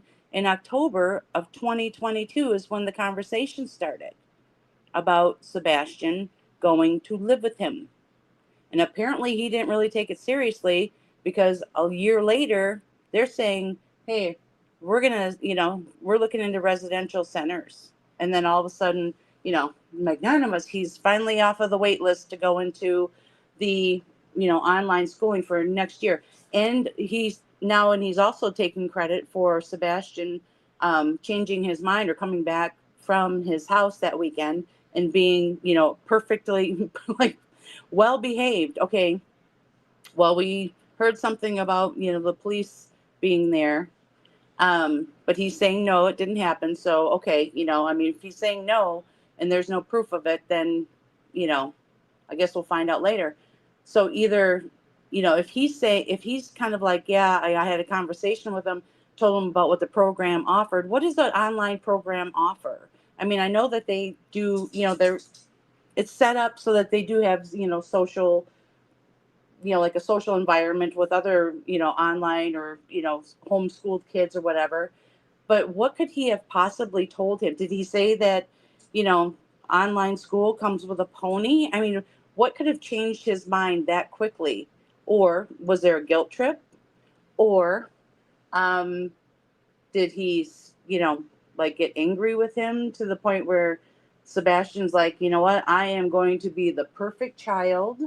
I'm going to hand over my TV, hand over my Switch, hand over my phone. I'm going to, wear 3 belts if I have to, just so I don't have to go and live there. I mean, that's kind of what I'm, there are some options of what happened that weekend. And Truth was kind of trying to, get there. But, he's just like, no, I had a conversation with him. I don't know what you could have possibly told him over that weekend that would have made that any better, because who's going to be taking him to school and picking him up? What does that have to do with if he's online school, where's he going? Where is he going? And where are you going? Where are you going to be dropping him off if it's online school? And who's picking him up? I mean, is this like the PTA? You know, like we're PTO moms or whatever. We're going to carpool and we're going to go from one house to the other, and we're going to do online school as a. I don't know. But it just didn't make any sense. But he wanted to take credit for, Sebastian getting his act straight, magically over that weekend. Phil, and then this stuff happening, and then everything. Take you a second. Take you a second. Take you a second. Get your breath. Take you a second. It's 4 o'clock. I'm still making phone calls. You're all right. You're all right. You don't have to stay up here. And once again, I don't want you to feel like I'm pressuring you or I'm jumping on you, but I got to be real with myself if I'm talking to you, and I got to ask. You know what I mean? And I'll stop with the questions because that's been enough. I appreciate you like answering them and giving me the respect of an answer. Dude, I'll talk to anybody. I don't care. Only thing I ask people to do is if you're going to talk about my son, do it in a positive manner. And share his FBI flyer in your chat. Share the 1-800 number for the National Missing Children, because anybody can see him in the next phone call and bring him home. Do you think that he's findable, meaning that like he's not in a program somewhere, or do you? What does your heart tell you, man? Tell us what your heart says. I don't even think he realizes that he's missing. Because if you're not paying attention, or if you are somewhere where you're being restricted on what you can observe through technology, I mean, if you don't watch TV back in the 80s, you wouldn't know somebody was missing unless you went to the post office or you had a gallon of milk. That's true, and you're right about that one. It's all about communication. Social media is still media, and there's a lot of people that say false shit over here, but everybody. Too many people is for clicks and views. Yeah. And it's like, yeah. I didn't lose my channel on YouTube. I chose to step away, and there's a reason for it. You know what I mean? Like, all I care about is finding my son. He totally dismissed what Truth just said. He said he gave up his channel. He didn't lose his channel. And it seems like everything that Truth offers, kind of like a little peace offering, or gives him an opportunity, he just I just want to find my son, and Truth is trying to explain like his position on this and the reason why he's over on Kick, and that he didn't lose his channel. He's trying to like recover his own identity, I guess, with Seth, and trying to create that the little bit of a peace offering and a little bit of a relationship, like you can trust me, and I'm glad we're talking kind of thing. And he's trying to, tell him some personal things, not like overly personal, but just kind of like trying to carry on a conversation with him. And Seth's mouth is just running. I mean, what is with the floating head? And he can't even turn on a light. And people have asked him about, why are you sitting in the dark? And he'll say he has a headache. Well, sitting in the dark and staring at a screen will definitely give you a headache. But, yeah, just really strange. I mean, he couldn't even, yeah, you're right. It doesn't, Truth. Yeah. When somebody asks questions, if he doesn't want to answer it, he goes, I just want to find my son. Well, okay. But again, he can't even sort out. And I think he's getting overwhelmed with his own bull crap, quite honestly. I think that he knows that he's in over his head with the lawsuits and the word on the street he doesn't have at night. His son doesn't have a first name, and he doesn't have Tony, who, even though Tony really didn't talk a whole lot, because I remember him saying, I came in to try to contain him, and Seth says, you can't contain this, and he thought it was funny. So he doesn't have Tony as his backbone, and he doesn't have Nick at his side anymore, and he already lost the RICO. I mean, that's in, I don't even know if he does he even realize that the RICO is still a thing? Does he know that he's going to be responsible, most likely, for punitive damages, possibly, if the judge eventually, grants that, and at minimum, attorney's fees.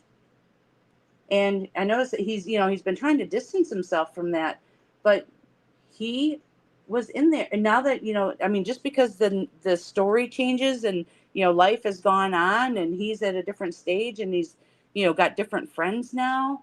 And that doesn't mean that the RICO still doesn't exist. And now you're starting more lawsuits. Thankfully, this one is probably on contingency, but he's totally skipping over everything that he's done.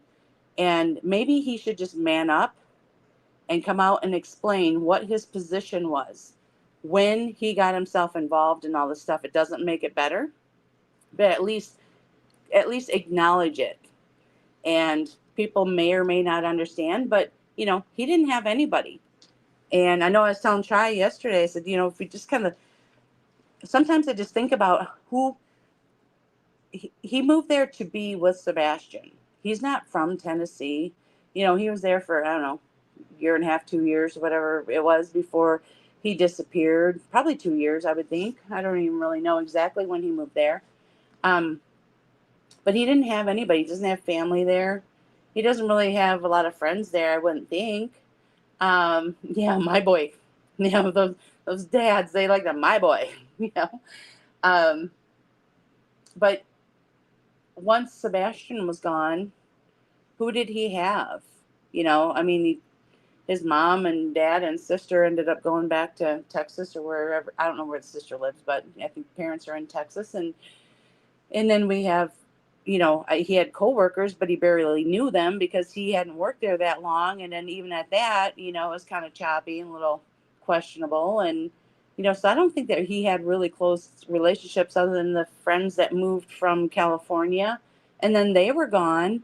So it doesn't shock me at all that, when Tony come riding in on his horse, wanting to save the day, that Seth was like, sweet, I got somebody on my side here, and this guy's already, represented another lost or missing person and helped with those parents. And, oh, my dogs are going to bark here in a second. um, but yeah, it's absolutely no doubt in my mind as to why he got caught in all of this mess, because he really didn't have anybody once his parents left. And, Sebastian's gone. I think Sebastian was probably his best friend and maybe his only friend. I have no idea. But, and it is, if you just kind of, you listen to him in the beginning, he was definitely broken and he was getting angrier as time went on. But, if you think about who did he have other than, the little, like, Michaela and whatever was happening there. I don't even know what was all happening there. But I just think that he became so angry once Tony gave him permission to be angry. Sorry about that. My son just got home, so I was like, oh, yep, I know the dogs are going to bark. So yeah, I don't know. Sometimes I feel bad for him, but then just listening to all the things that he's done since then, it's hard. We can't close that gap. And now I think that he's just so lost that he's grasping, but filing more lawsuits and playing victim is definitely not the route to go.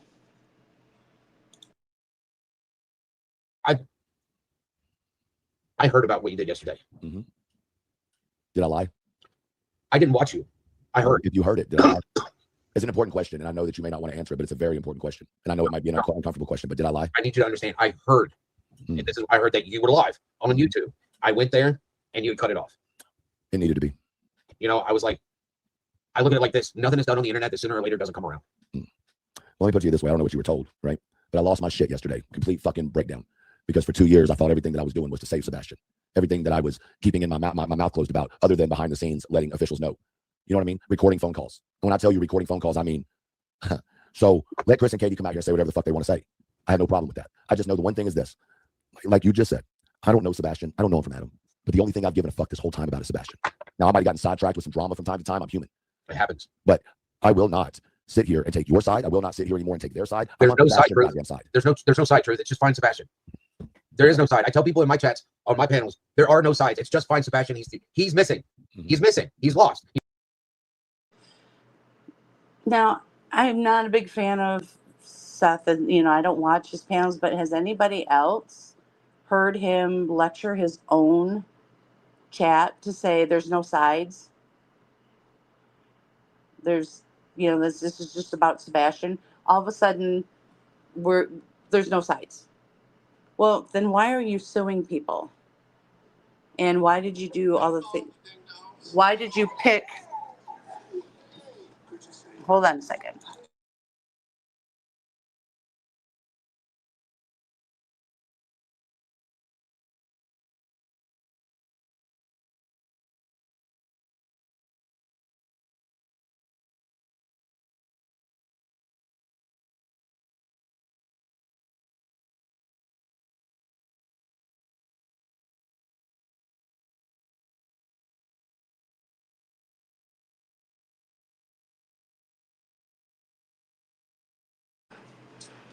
Okay, so that was really strange. My son came home from the gym, and because that's why the dogs barked. And I'm sitting here, and all of a sudden, the TV that hangs on the wall, kind of off to the side by my head, in a way, all of a sudden it flipped on and just started playing. I'm like, Chase, I thought maybe he had the wrong remote or something, and it for some reason switched on my TV. But anyway, um, yeah, it's so frustrating because all of a sudden now when it's convenient, there's no sides. Okay, so I'm seeing these sides ramp up again. There's a lot of infighting, but how can he say that there's no sides when he was picking and choosing who they would even talk to, and he hired the people who were in charge of harassing people who they thought supported Chris and Katie. And it didn't even really matter if he supported Chris and Katie. They were just picking and choosing, and they came right out and said, we have the approved creators, and the people that we will work with. So the sides just kind of developed on their own. And what I find, I don't know how many people are in here that actually, like, how many people started out on one side and ended up switching to the other side, even though there's no sides. So anybody who was pro Seth, and all of a sudden, like, one day it kind of clicked, like, I can't deal with this dude, and and then you just kind of like migrate over to, the quote unquote hate channels and start supporting, you know, Chris and Katie just by default. Yeah, I did, because I didn't know any better. I was supporting Seth for a while, but I was still gathering information too until I've the legal mind too. So once I started seeing some craziness happening and some things that were getting repeated and things that just absolutely could not be true by any stretch of the imagination, then I'm out. And so it took me a while to be able to back off, because I was just kind of on his side by default, because those were the channels that I was watching.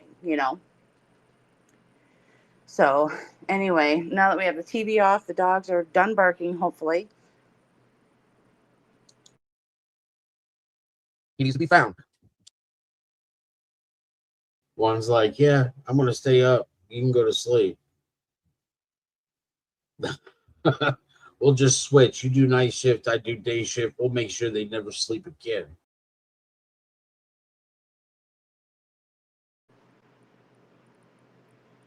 I have no idea why that just started playing out of the. That was very, very strange. Um, yeah, it just like automatically started playing. All right, let's get this last one up here. And then I have a little gem of information, or actually probably more so questions, that I discovered yesterday.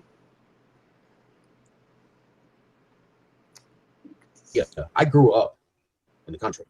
I'm not a city person, so I'm used to animals. I'm used to having a garden. I'm used to that sort of stuff. Yeah, I get it. There is a peace about being out there, and just you have to be there to understand the peace. Do you think that's where he is, in the country somewhere? Like I said, I hope that he doesn't even realize he's missing, and that's how good care they're taking care of him, and he is learning and growing. So so just so I understand, because I want to make sure we're on the same page. You believe he's still alive because you have to believe he's still alive. I have to. Right. I have to, no matter what. Unless there is proof otherwise, my son is alive. He is still alive, and he's still lost and missing. And you know what? The fact that you put it like that, I respect that. Here's one last question I have for you, brother Knight. It's a real one. Looking back on everything, As a father, as a human, as a man, is there anything that you would change? Oh, there's a lot. That's all I needed to Hindsight's hear. 2020. That's literally it. That's all I needed to hear. Because if you'd have said no, that'd have been a different story. You don't have to tell me what it was. I just needed to Oh, ask. there was one particular spot Okay, go ahead. in time. I mean, there's just one spot in time I'd go back to. And I would still be living in Kansas. Sebastian would still be there. Things would have worked out different.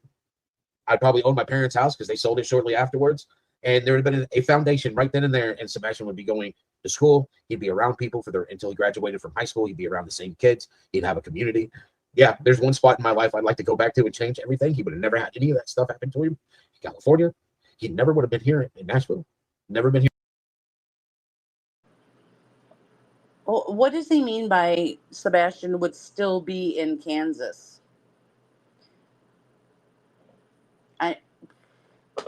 That's just really strange that he said that, because he almost made it sound like they were in Kansas at some point. And this foundation that he started out in California, I mean, that was kind of like a tax write-off kind of thing. And I mean, to read it on his resume is fantastic. It's just funny. But Katie was his boss. But I didn't know, like, I think his parents moved from Kansas to Texas, maybe. But yeah, that Kansas address shows up because we had Hindsight and Coop there in the Voices of Truth. Weird. But they were saying that, Katie was traveling around in her little work van, and Kansas was apparently one of the places that she was going. And Mob Crew, he repeats that.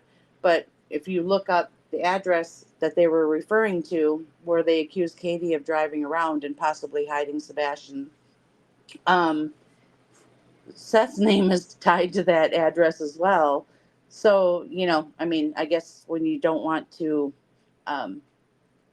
show both sides, you're just going to maybe not search a little bit more than what you need for your narrative. But I thought that was just a strange statement that, Sebastian that they would still be in Kansas. I wouldn't think there's a Navy base in Kansas unless there's a, they were out in, I think maybe she started in Norfolk. I think most people start in Norfolk, don't they? In that area, and then go out from there, because I think the school's over there, or San Diego. But anyway, I just thought that was kind of interesting. And then he talks about, all the things that they would have and they would be doing. And I'm thinking, who would have paid for that? But anyway. Here, Tennessee at all? Because we would have a foundation there. Was Katie aware of that foundation? Because No. she's on the paperwork. Do what? Because she's on the paperwork. What foundation? Your foundation out there in was it California, the first one, whatever it is? Down. But her name was on it, so she knew about it. Of course she did. So then, why would I do something without my wife's? Right. Walk with me here. No, I'm not attacking you. Walk with me here. So her name was on it, so she knew about your plan of what you wanted to do one day. Yeah, she was. Okay. Yeah. You see my point here? She knew about my nonprofit. She knew what I wanted to do. She knew the fact that I wanted to help autistic children and everything else. She already knew that. But here's my thing. Here's where I think a lot of people get confused with the autistic part, right? Because of when his diagnosis date was. So can you, in your own words, explain why you say autism then as opposed to when he got diagnosed? Because I'm sure there's a reason you do. But to other people, they're like, autistic. Autistic. Well, I mean, autism is autistic. But it's because all of his symptoms mimic autism. Right. And they do. It's the chromosome deletion is absolute. It's one of my personal opinions that most everybody who has autism has some type of deletion on the 13th chromosome. That's my personal belief. So, but it was just in knowing myself. Yeah. Autistic kid from the 80s here, Well, I still say the word retarded and I'm autistic and people get mad about it. And I'm like, because you let power have a name. You know what I mean? Like I grew up in the 80s. That was like, you're an idiot. You know what I mean? There was no disrespect to it. So it was an insult, but it wasn't an insult for, it was an insult for how you were acting. Right. Not a disabled class. So I get that. I'm an autistic kid from the 80s. I mean, come on. So you have autism too, right? I was classified as autistic, autism, ADHD, ADD, and everything else in the 80s. Well, so why don't listen, just from me to you, because I went back and got an adult, diagnosis after I had my youth diagnosis, and it's AUDHD. So it's autism with ADHD. And it's a mix. It's a new category, which is really fucking interesting because it like speaks to my soul. Look into it, brother. Because with that, you're going to find resources to look for your son because he's also autistic. You know what I mean? Sebastian's law. I don't know if I know I don't know what you guys. And I don't mean you guys, but I don't know what everybody that has said nasty stuff about me.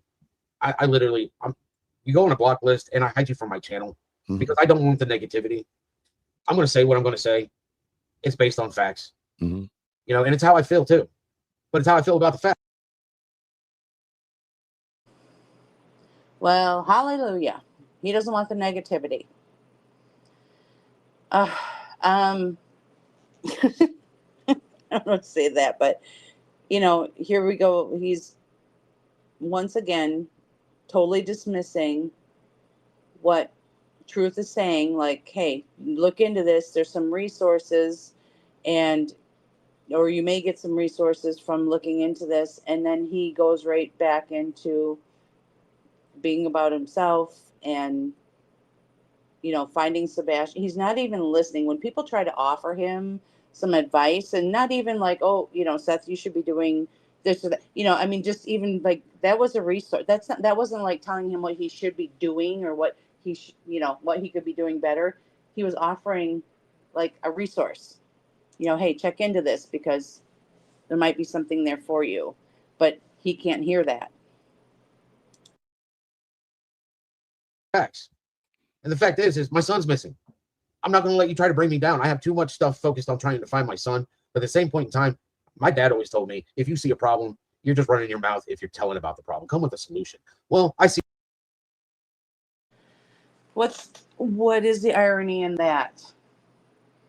If you see a problem and you're just talking about it, what is he doing? He listed everything that he knew that was a problem in Sebastian's life with his health and his mental health and physical and everything that's going on. And he's saying the lesson that he learned from his dad is basically if you find a problem, bring a solution. And he's talking about Sebastian's law. So why is he? That's pretty high level when you're still at the bottom level saying pass out flyers. And he's still saying he didn't know what was going on with his son. So that's kind of an interesting thing for him to say, like, you know, if you see a problem, well, then why didn't you recognize the problems with your son? Or you did, and you were treating it the same way that you're treating truth right now and not hearing it. See the problem, and I just lived, and I'm still living through it. So I see a problem, and Sebastian's law is to fix it. And I'm doing it as a federal, so then states can comply. And you know, parents shouldn't have to go through what I'm going through because they didn't follow policy. They didn't follow procedure. One phone call, I'd never be here. One phone call. One phone call. How hard is it to pick up the phone and they knew my name, they knew my address, and they knew my phone number. They had everything and did not call me, or we wouldn't be here. My son wouldn't be missing. Well, I don't think you should be so hard on yourself about that. We don't know that to be sure, because if he ran away, maybe he'd run away the next day. You know what I mean? Because I have to hope he ran away. That's what I have to hope for, right? I have to hope that maybe shit was just too crazy and he was able to make it out the house. And I'll tell you, one of the things that I've stood by, and a lot of people laugh at me, is as someone with autism, I look through the eyes of someone with autism, and I'm going to go across the street and up the hill because it's a lot shorter than duck and dodge between buildings and go to a construction site. That makes no sense to me. If I'm trying to get somewhere and not get caught, I want to be able to look out my window and see where I'm going. To go backwards seems crazy to me. It just doesn't make sense. As an autist, you never go the hard way. You want to go the easiest, most effective route to wherever you're going. Unless you don't have a direction in mind. Well, I mean, maybe, but then we're going back to the fact that he wouldn't have been aware of his neighborhood. And if there was anything he knew, was the neighborhood he lived in. Correct. So, I mean. But there's no evidence he ever walked out of the house. But there's no evidence, and I mean this with respect, there's no evidence that a body ever left the house either. But there's no evidence that he ever left the house. And I was never given evidence that he was ever even at the house. Well, I mean, law enforcement said that it was shown on the camera of her car that they pulled into the garage and he was in the car on audio. Correct? I mean, make sure, do you understand the same thing or no? I've heard that, but I've not been shown that. Okay. Have you seen? To me, that would be the last proof of life if you've got audio of my son. I know what it sounds like. Which is interesting because they changed from the 25th to the 26th, which means the last source of life would have been after midnight, not when they pulled into the house, because that would have been the 25th. I mean, y'all are the ones that pushed for the 26th. So I'm wondering, is that part of I the pushed reason? that he went missing on the 25th and was reported on the 26th because Ooh, after she said that she's sitting to bed, she never checked on him. allegedly. Well, she didn't check on him by her own words. She has stated there was a thump and she did not go check on our son. Can I ask you a question? Because I asked it in my panel 4 or 5 nights, hoping it would get to you, and I don't know if it did. When you showed up that day, I asked this question. Was there anything about his room or entering into his room that caught you off guard? You don't listen to mine then, do you? Oh, I do, but I'm on the record when I'm asking. You understand what I'm saying? There's a reason I'm asking the question. It was not like he would leave his bedroom, but cops had already been in there. Some things that caught me off guard was the fact that his switch was in his room plugged into the wall. Okay. You don't let him have his phone in his room. His phone goes plugged in in the kitchen. Why would you let him have his switch there? You let him have the PS4 there, but that's because you don't have a TV for him to play it on. So you know Katie better than I do, for sure. I want to talk about it, dude. Right, but it's not her. Is that something that a parent would allow their son to do if they were in an argument with a spouse and a spouse put the rule into play? Hypothetically. I don't know. Okay. When you were fake married to April O'Neil from the Ninja Turtles, would April O'Neil ever do anything out of spite against what you said? No. Okay. But so if there was a rule for him to not have a phone, yeah, no. I was going to say, Sebastian would keep everything in his room. His switch is in his room. His TV is in his room. Plug in for him to charge. Okay, so we're going to get the list of the Father of the Year here. You know, he's going to go off. Truth is trying to get, you see the look on Truth's face already, like, here we go. Truth is trying to get an understanding of, you know, we know that Chris took things away, and he's trying to say, hey, do you think that Katie would have let him have the switch in his room despite what Chris said? You know, no harm, no foul. You know, and the phone is on the counter. Well, the phone is pretty much useless anyway because he can only call the 4 people or whoever it was that was programmed into the phone. But that is kind of interesting. Like, why is that switch in there, but the phone is on the counter? So that is kind of interesting, and that Seth picked up on that. But here's Truth trying to get to, okay, what are the habits of the relationship in the house? And, you know, would he, you know, do you think that Katie would have let him have that switch? And he can't get there. You know, he's going to go rambling about what it's like at his house. So here the Truth is trying to get some answers out of what happened on that night, or what could have happened on that night, or, you know, during the day. And he's going to go into his own living conditions here in a second. His phone is in his room. Why? It's his. Okay. It's your responsibility to take it to your room and plug it in. Okay. When I go to bed, I take my phone to my room and I plug my phone in my room and go to bed. Why? Because it's my phone. It's my responsibility. Okay, that makes sense. That's why everything's in his room. That's why I set up so he would have everything in his room. It's his room. If he wants to escape from his dad because his dad's watching, you know, some TV show that he doesn't like he doesn't like the Teenage Mutant Ninja Turtles. Go figure. Well, that sucks. Like, what do you mean you don't like the Teenage Mutant Ninja Turtles? Dad, I just don't like them. I was like, wow, okay, well, I'm going to watch them. You're grounded. And it's like, well, I don't want to. Well, that's why you have a TV, a switch, everything's in your room. So that if you don't like because I don't have a TV in my room. TV in my house is in my living room. Sebastian has a TV in his room. So that if he doesn't like what I'm watching, he can go watch something else in his room. Okay. This is my sanctuary because it's my house. Mm-hmm. His room is his sanctuary within my sanctuary. What do you think the FBI meant when they said has connection to or association to Clarksville, as opposed to saying his father lives in Clarksville? Because I'm the one that got him his state ID. I'm the one that pays for his his fishing and hunting license. Well, right, yeah. And all that stuff comes to my address. So his connections federally through Homeland Security is the address on his ID, which is my address. Right. So why wouldn't they say his father lives in Clarksville? Because his address on his identification card is my address. So he, by default, has connections to Clarksville because that's his address. Right. But I get what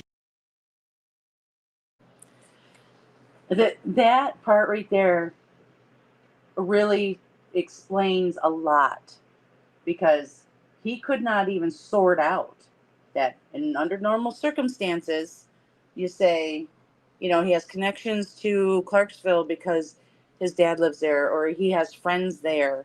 And Truth is saying, hey, why are they saying he was seen in the area of Stafford Court instead of, you know, last seen at his mom's house, or, you know, Stafford Court where his home is? And we're going through. Yeah, he's got to increase the level of importance here. He's talking about register fishing license and homeland security and whatnot, and he can't. That's a very basic thing. Like, truth is, why do you think that they would say connections in Clarksville instead of, like, that's where his father lives?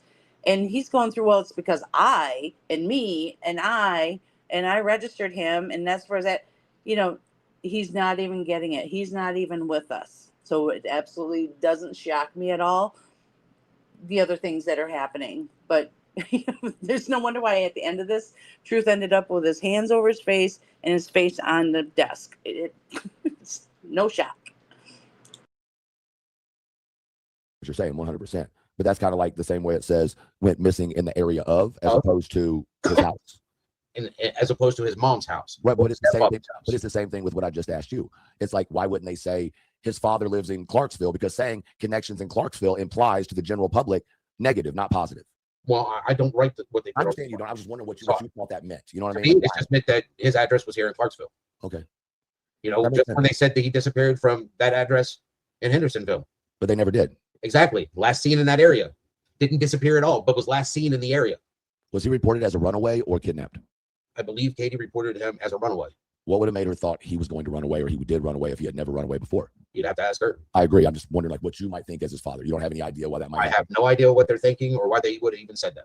That makes sense. I'm not putting words into their mouth, and I prefer that they don't put words into my mouth. Completely respect that. 100%. I just didn't know if there was some insight that maybe we didn't know, because I'm not trying to go against Chris and Katie. Well, no, my insight is going to be biased. I can see that. I can understand. After everything that I have found out, my view is biased.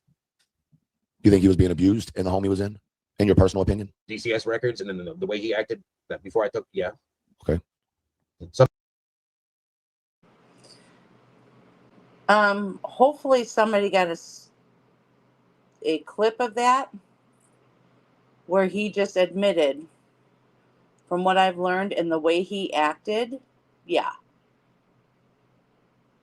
He just admitted right there that he knew what was going on, or that something wasn't right, before he disappeared. The phone works to call out, I'm assuming, right? We don't only have incoming calls, like there's not some lockdown on our phone, Seth. But that right there, when he just basically said, well, yeah, what he knows was happening before he disappeared. Nice work, buddy. Hopefully somebody got a clip of that. Something was happening there. And DCS never contacted you during that process? Nope. The only reason I know about the first one is because I spoke to the SRO, which is the sheriff over at the school resource officer. Yeah, the middle school over there. Mm-hmm. They called me, and I went there, and I found out about that. But I didn't know DCS was called, and and the only reason I know about the first one was because of the sheriff, the security resource officer. And then, of course, I want to for anybody who knew that's come in, you've never yourself, other than him going missing, that report, ever had a CPS report against you involving Sebastian? Not in Tennessee. Not in Tennessee. Okay. Gotcha. It has been discussed. I've dealt with CPS. I'm worried about Tennessee, not California. California's none of my fucking business. A lot of people are stuck on California. Maybe that's a complex PTSD issue of whatever went down in California. But I think a lot of the trauma my son is dealing with in his life is coming from California. Do you think a lot of that trauma is transferred from familial trauma on both sides? I have no idea. Because you come from a rough background, respectfully. Like, I come from a rough background. Some of us grew up rough. And Katie sounds like she grew up in a rough background based on what we know.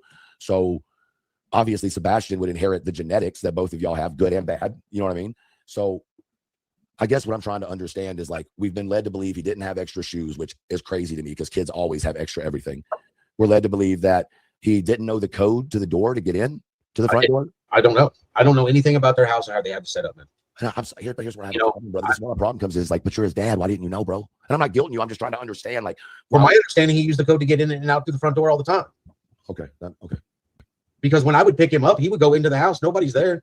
I'm in the driveway. Bus drops him off. He goes in the house. Okay. Because his mom has stated that he's got chores. He's got to make sure to pick up after the dogs, switch out the pads, their little pee-poo pad things, and make sure they have water, and then whatever else she tells him that he has to do before he can leave with me. And then he would come out and lock the door and jump in the truck and we're gone. And you've never known them before Sebastian went missing to have security cameras on the outside of the house? I know there was an ADT sign, but I never pay attention to cameras. I don't care about cameras. I'm not doing anything. Right, I guess my question is, I work around cameras, so cameras are a natural thing that I don't need to pay attention to. But if we're talking about an autistic child that's being represented in multiple different ways, right? Good, bad, and indifferent, and he's getting off the bus and he's by himself, and then we have reports from parents in general that he wasn't allowed to be by himself and all of these things, so it's contradictory. He was allowed to be by himself as soon as he turned 13. Me and Katie had a discussion on the responsibility. Yes, in the state of Tennessee at 13, you can be. I get that, but y'all had an actual conversation about that? About his responsibility and if he could be left at home for a couple hours by himself. And we agreed. So Katie was aware that you obviously work 12-hour shifts, sometimes overtime, sometimes not. Right. And sometimes that would land. But every other weekend, I was off. And there was a reason I was off every other weekend is I had my son. And yeah, but you came out and said that he was by himself many, many days for 12 hours at a time and that he would be there standing with your coffee when you got there. So those were during when I had him for a week periods of time. Gotcha. His vacation. That makes sense. See, people don't know that. See, that's what I'm saying. Like little things like that, they're putting that together. They're going, wait, that don't make sense. They hear what they hear. But yeah, what it was is when I had him every other weekend, my schedule with the county was every other weekend I was off. Okay. So if I had him for a whole week, he may be here by himself for one shift. But if y'all had already agreed on that, then that shouldn't be a problem. Right. Hey, Sebastian, you're going to have to, even during school because of COVID. That makes sense. I guess, and then I know I keep saying my last thing, but so yeah, medicine, you have to make phone calls. Medicine is real important to us, right? As autistic folks, whatever it is, to maintain us, right? And I know you have some personal beliefs on medicine. I don't doubt you. I don't fault you for that because I'm technically an herbalistic naturalist, right? So I don't believe that any medication is going to fix something that is down to your DNA and you're missing a chromosome. Now there are things that can help you. There are things that can help you adjust, but it's not going to fix. Well, no, fixing comes from parents programming and time. That's what fixing comes from. Medication makes it easier to concentrate, stay on task, not hyper focus, things like that. Yes. So if he's having a hard time in school, I just don't. And this isn't towards you; it's for me. Like I said, as an autistic, you understand. Why wouldn't why wouldn't his mom or stepdad or yourself say, "Okay, we're to the point where he needs to go into a facility because we're having issues, but we're not giving him medication." I don't understand. No, Katie had him on medication. But when he came to your house, you took him off of it, right? He came to my house for the summertime. He wasn't on it. So do you understand, and I know you are very smart, I do give you credit for that, how that drastically affects the chemicals in the mind of an autistic child? Because it does, like really, really bad. The doctor stated that it would be okay. Ooh, I'd sue his ass. Okay, I'm not denying that you said that, but I'd sue the shit out of that doctor. But some of his medication, by the time he would have came off of it, he would have to go back on it. Okay. All right. But as for sleep medication or anything of that sort, hey, if it's not to help him in school, why is he on it during summer? I'm going to take you to the park. You're going to run your little butt off. We're going to go swimming. You're going to be exhausted when we're done. But you're going to go play. You're not studying. There's no exam. There's no information. You're playing tag or you're in a swing. Why would I want to do that to you? That makes sense. No, I get that. Do you think, and then I'll let you go after this one, I really do appreciate you coming up. Do you think that there's a day where you would sit down with creators that you might not see eye to eye with in order to come up with a systematic program to bring everybody together to search for your son? Are you willing to do that if that was put together? Where are we searching? Are you talking about a particular location, or are you talking about just getting on the fact of getting Sebastian's FBI flyer out? I just feel like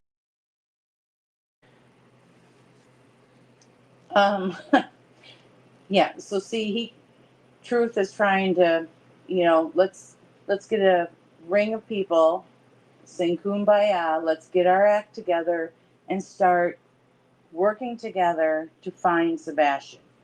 And what does he do? He takes it literally, like, where are we going to look? Where are we going to search? We just need to get flyers out. See, now Truth is trying to bring, mend some relationships, or at least, say, hey, it doesn't matter who we like and who we don't, just like the thing with Clue and Cletus. He takes things so literally and he can't think past that. And that's what concerns me about Sebastian. I've already said it 100 times. But anyway, this was just classic. This was so classic because he totally missed the fact that, Truth is trying to say, hey, let's mend some fences. Let's hold hands. We're going to sing Kumbaya. And then we're going to figure out where this child is. And who cares about our fifis with other people and other creators? And he goes right into the grid. like coordination is everything. And as an autistic individual, things that are coordinated and gridded out and that make sense with a beginning and end, those are things that you can work towards the end. But right now, there is no end in sight to know where to even start. So I think that's where a lot of people are. They're like, I don't know what to do because we've been told so much and nobody knows what to believe. And can I put it in a different perspective for you? Sure. The beginning started on the 26th when he was reported missing. He's missing. We're not going about anything else, but he's missing. No, he was run away. It's a difference. No, he's missing. Oh. And by the FBI standards, he's kidnapped. Which is interesting. That's why I asked that question. Reporting runaway, considered missing, listed as kidnapped. Yeah. So you know what? He's missing. He's missing. He's not here. I can't imagine how frustrated you are. And honestly, because we don't have any evidence that Chris and Katie did anything, I can only imagine how frustrated they are too. This is crazy. So we start on the 26th. That's the beginning. He's missing. He is not where he should be. He's not in the location that he is supposed to be, from my point of view. Right. Obviously, they called, however they did that, to report him because he's not in the location he's supposed to be. Mm-hmm. So he's missing. That's the beginning. The end is finding him. Now, first 8 days, ground searches everywhere. Nothing found. Nothing. Like nothing. Nothing found. Nothing found at all. Not even a scent. Well, there was a scent, but it was by the road. I'll leave it at that. Dog handlers told me they found a false scent. Mm-hmm. Sumner County backed it up, and that was it. No other scents were found. That's what was told to me. Right. I'm sure that's okay. Right. So that being stated, after 8 days, 5 miles, because that's again what they said, 5 miles circumference. They tried that whole area. I'm not going to sit there and point out that I found places that they didn't, because I'm not here, yeah. But from there, you just have to spread out. And that's why I've been asking everybody to share the FBI flyer. Because I have my own personal issues with Sumner County and TBI. Like why the pictures that I took that showed him, from full standing, why they wouldn't use those. The FBI did, though. The FBI put it on the FBI flyer. And these are facial figures. So you see lefts and rights, and because he's standing there, and the Christmas gifts that he had just gotten that I was able to give him to. Right. So I appreciate you. I appreciate you coming up and talking and taking the link. Before I let you go, I am very curious about something. How did you know I was talking about this, and how did you know to come find it? Got a text message. Interesting. Somebody texted me and said that you were alive. Mm-hmm. She was in your chat earlier. Okay. All right, cool. No, I mean, I'm not. It's just me trying to understand because, I'm hated by the green team and all this other shit. And then, first of all, it's Sebastian's army. Green team is somebody else's stuff, and Sebastian's favorite color is green. Mm-hmm. All right. I don't speak for any other creator. I don't tell them what to say or what to do. I don't control nobody but myself. In this world, that's the only thing that you can control is yourself and how you react to it. I feel you. And like I said, I'm still very, cautious of everything. Not that my opinion matters at all, but I'll tell you right now, I'm not up here to be your friend. I'm fine. I'm up here to spread awareness for Sebastian. I don't know you. Right. Yeah, I agree. It's not about me. It's not about anybody other than Sebastian. But it's not about you. It's not about, well, it is about you. It's your panel. But it's not about me. To me, it's about Sebastian. And it will always be about Sebastian until he is found. And it's still going to be about Sebastian after he is found, just not online.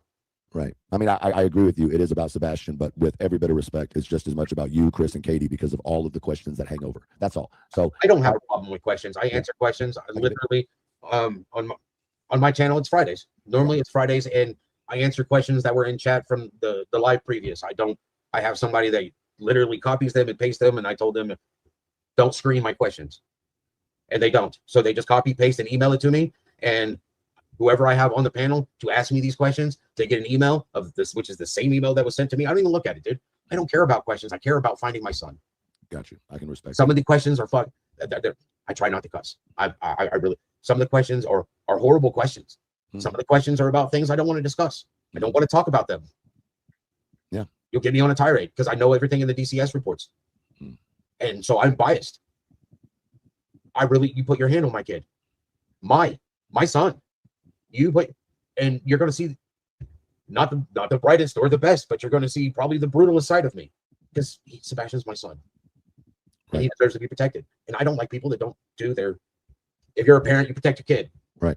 If there was anything that you wanted to clear up that's a misconception that you think is important to clear up that helps find your son better, is there anything you want to add before you jump off just to clear anything? I don't know what any of the misconceptions are. I know there's a lot, but I just know Sebastian is missing, and I need people to share the flyer and look at the pictures and then be aware when they're outside walking, go into the corner store, go into the Walmart, go into the mall, go in wherever, because we don't know where he's at.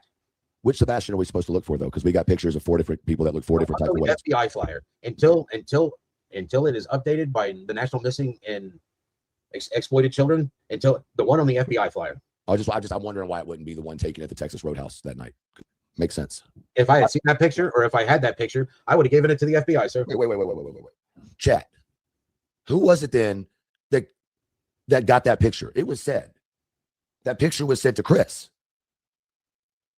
That picture was sent to Chris. Now it makes sense. Okay. Yeah, Chris has that picture. I don't. That's interesting. Interesting. That's what I thought, Charming. Chris said that she sent him that picture because he was talking to her while they were at the table. Interesting. Okay. All right, Seth, man, listen, I appreciate it. Anytime that you want to come up and talk about Sebastian, you're more than welcome to, like you did today. You've answered the questions I have. So from here on out, as far as I know, I don't have anything else to throw at you, but you're more than welcome at any time. You got a question for me, man? I've always told everybody, come talk to me. Don't assume that I'm some piece of shit that can't have a conversation.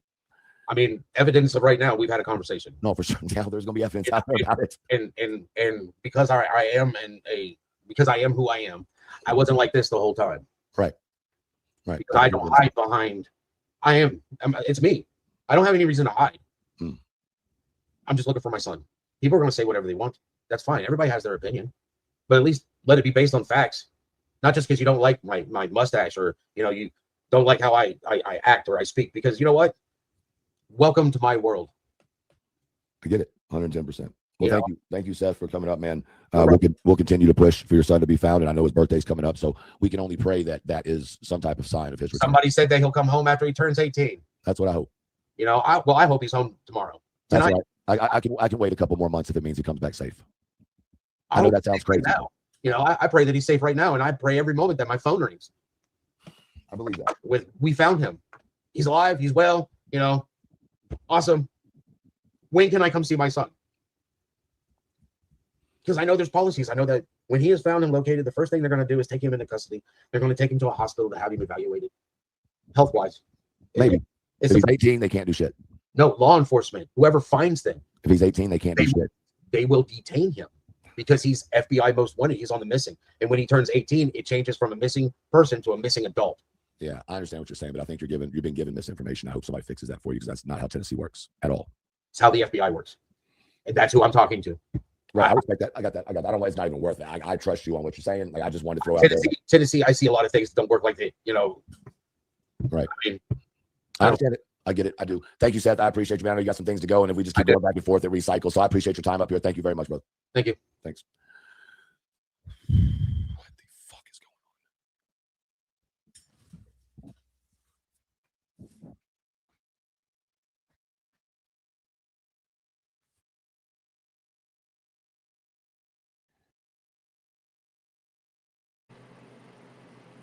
There was the part where he drops his head down, and it was just so funny. I mean, you could just tell the exhaustion. I mean, he was done, and I totally understand that.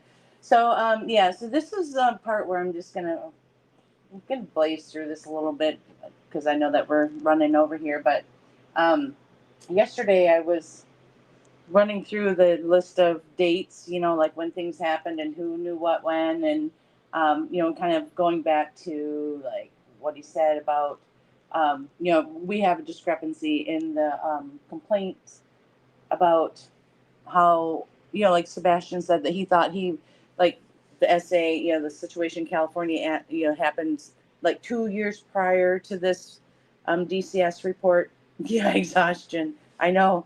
He's exhausting to listen to, let alone can't even imagine trying to talk to him. And there's probably a reason why when all those ladies get up on the panel. I mean, the other day, when Janine was up there with her, you could just see she just had this blank look on her face, and I couldn't tell. It's like if she's just nice and letting them get a hall pass, or if she just is so confused by the whole thing. But anyway, I was looking at the complaint, and I was trying to piece some dates together because, we keep hearing that the situation, wait for this one, huh, Jack? The situation in California happened when Sebastian, Katie says 8, Seth said 7 or 8 years old. And it's, and that's probably true.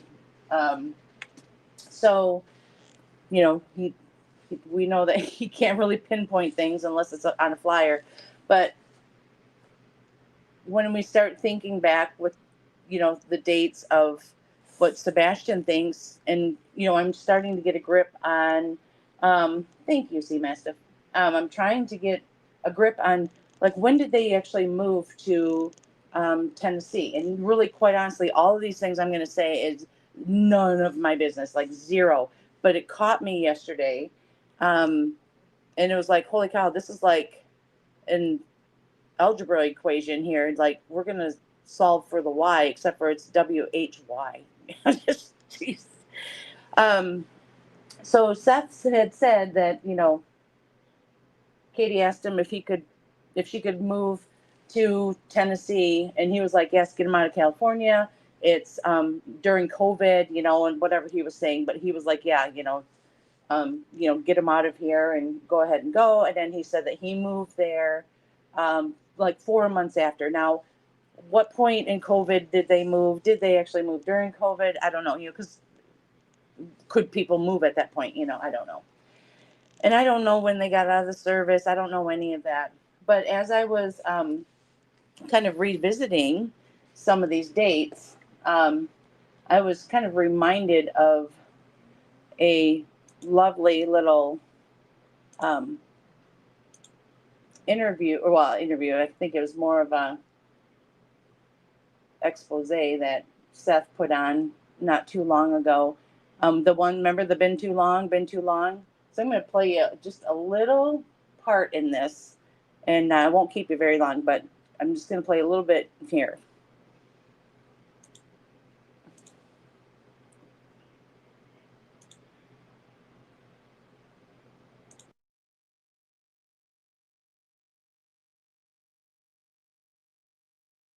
Do with Sebastian.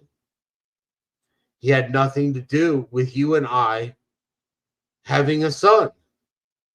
He had everything to do with us not being together now. Has everything to do with Sebastian not being here now. Has everything to do with you and I not being together. Has everything to do with not being a family. And that's fine. It's okay. It's okay with him having everything to do with destroying the family that you and I had. That's fine. That's fine. But why is it that I can't sit there and speak with you about trying to find our son unless I speak to this thing that thinks he's a man? Because let me give you my opinion. Just mine. Just my lonely little opinion. As a man, if any male wants to sit there and look at another man's wife and decide that he is going to take that person from that other guy and court them, which I don't even think he courted you, but if another male is going to look at a female that is married and decide that they're going to take them from another person that's married, that male needs to remember that when he takes that female from that male and that female has a child, he needs to remember that he's not taking just the female. He is also needs to be responsible for protecting that male's offspring with his life, because that offspring is that male's life. And for your, whatever you want to call him, to ask me that question that he asked, what are you going to do if it goes south within 30 minutes of walking through the front door after he quote unquote gets to Memphis as fast as it from Memphis to your house? Because it's your property, remember? Okay, so here we go. This one, you might want to get out your piece of paper and your handy dandy notebook for this one. So, unless I am wrong, and because I'm just kind of piecing life together here. So Katie filed for divorce in February 26th of 2016. And the incident in California took place in Katie and Chris's apartment, upstairs in the apartment. That's where Seth is saying this took place. So if hang in there with me. If Sebastian was 8 years old when this happened, and I'm not second guessing that he didn't have some trauma and what its age is, but something's not adding up here. Because when Katie filed for divorce, Sebastian would have been like 7 years and a quarter. He wasn't quite 8 yet.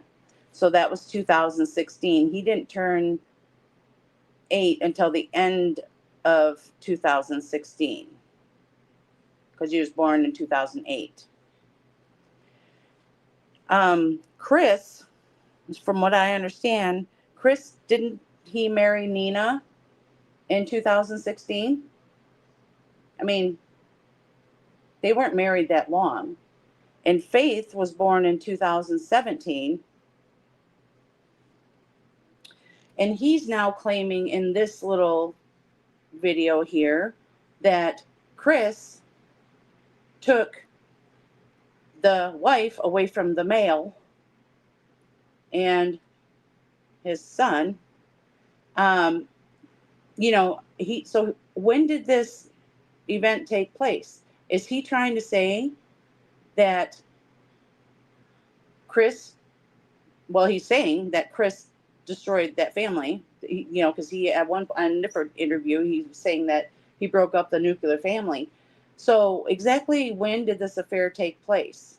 Because if this was like 2015, because Katie filed for divorce February 2016, right?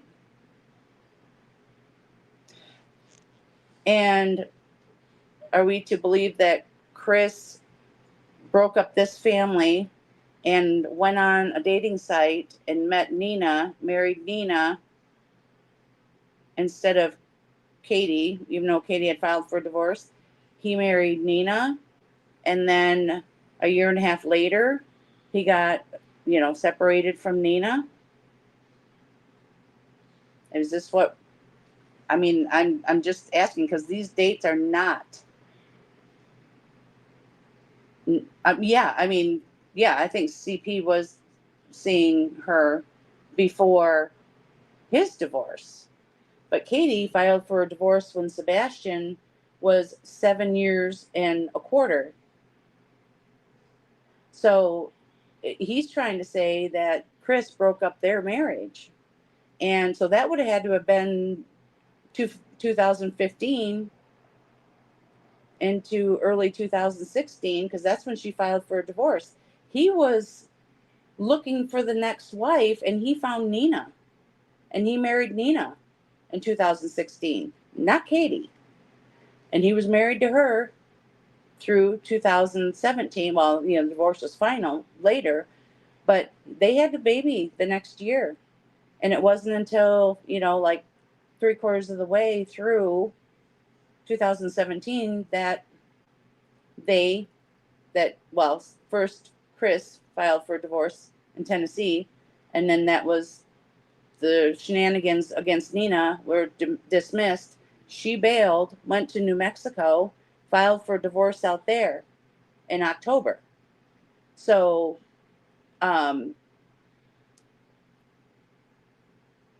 me when Katie and Chris were living in that apartment when this incident happened with Sebastian, because he was 7 and a quarter. While he was 8 years old, Chris was married to Nina, which is a character thing. I mean, it could have been possible. Maybe he moved in. We don't know. Maybe he was living with Katie while, Nina was in New Mexico and then ultimately ended up in Tennessee. That could be. But I'm saying these dates don't add up. Oh, so 2015, November. Okay. Yeah, because, I was like, I know that they weren't married that long, so I was guessing like 2016. So how did Chris break up Seth and Katie's marriage if he was online meeting the fourth wife. I mean, it just doesn't add up. And plus the dates of when Katie and Chris were supposedly living together in that apartment, that would mean that, they were shacking up while Chris was still married to Nina and Nina was in Tennessee, which could be, I don't know. But either way, this is a big smash here and it's a little murky, but these dates are all running together. And I don't know if he just needs to blame somebody or if Chris was having a fling with Katie. I don't know. And then he ended up going finding Nina. I have no idea. But how can he say that Chris destroyed that marriage and took the female and the child when Chris was shopping elsewhere? I mean, if he really wanted Katie and Katie was filing for a divorce, why would he marry Nina? I mean, I don't know. This whole thing is like a massive soap opera anyway, but yesterday when I was trying to line up those dates, I'm like, wait a minute here. I was trying to look at like the years because he was emphasizing that, well, actually I had another interview that I was going to show you, but I won't. But he went on Court TV and he said that Sebastian was victimized all over again because he was victimized. They let this happen to him in their apartment. And then he was re-victimized because they didn't get him the help that he needed, which is going to be another topic for another day. But for me, to let you know what I think of that. But and then I thought, wait a minute, when were they living together? When did they move to Tennessee? And I just started running through this. And then I remembered this, where he was saying that Chris broke up that family. So it's overlapping in either way. Chris would have been married to Nina when Sebastian was 8. So anyway, that's just kind of a little thing for you guys to think about. And I'm sure that there's some explanation for it somewhere. And maybe there was a lot of overlapping. I don't know. I mean, who knows what was actually going on. But I'm thinking we're trying to take too many situations and try to blame Chris for everything. And I'm not a fan of Chris. And I'm all for Sebastian. I don't agree with the way Chris acts. I don't agree with how he treated Sebastian. I will never agree with it. But I'm not worried about Seth's truth or Chris's truth. I'm worried about Sebastian's truth. And that child saw things and went through things that he should not have ever had to experience. Some of it, maybe have been his own doing. He was a teenager. But either way, I just thought I would kind of drop that into your bucket and see if you can, maybe you can pull a rabbit out of your bucket on that one. But I'm really curious to see how that one lines up ultimately, because everything I thought I knew about that whole time schedule kind of blew up on me today when I saw the Court TV interview. And I was like, wait a minute. It was all their fault up in their apartment. He was 8 years old. And I'm looking at this complaint and I'm like, well, per Sebastian, it happened 2 years ago. He was 10 to 12 years old. So that could be just him misspeaking. We don't know what kind of, how he tracked calendars and, time frames are different for kids. They count suns sometimes, they're not really counting minutes. But anyway, Chris went back. Nina left Chris and went back. Yeah. Because that was when she, or per her, they, when she moved into the apartment and then her daughter went into the hospitals, when the kids kind of one went to, like Faith went to Kathy's and the boy went to, I think his dad's, Chris's dad's maybe. And then everything kind of got stirred up there. And that's when Chris filed for divorce and they had papers delivered and then they had kept Faith. And October 2nd is when the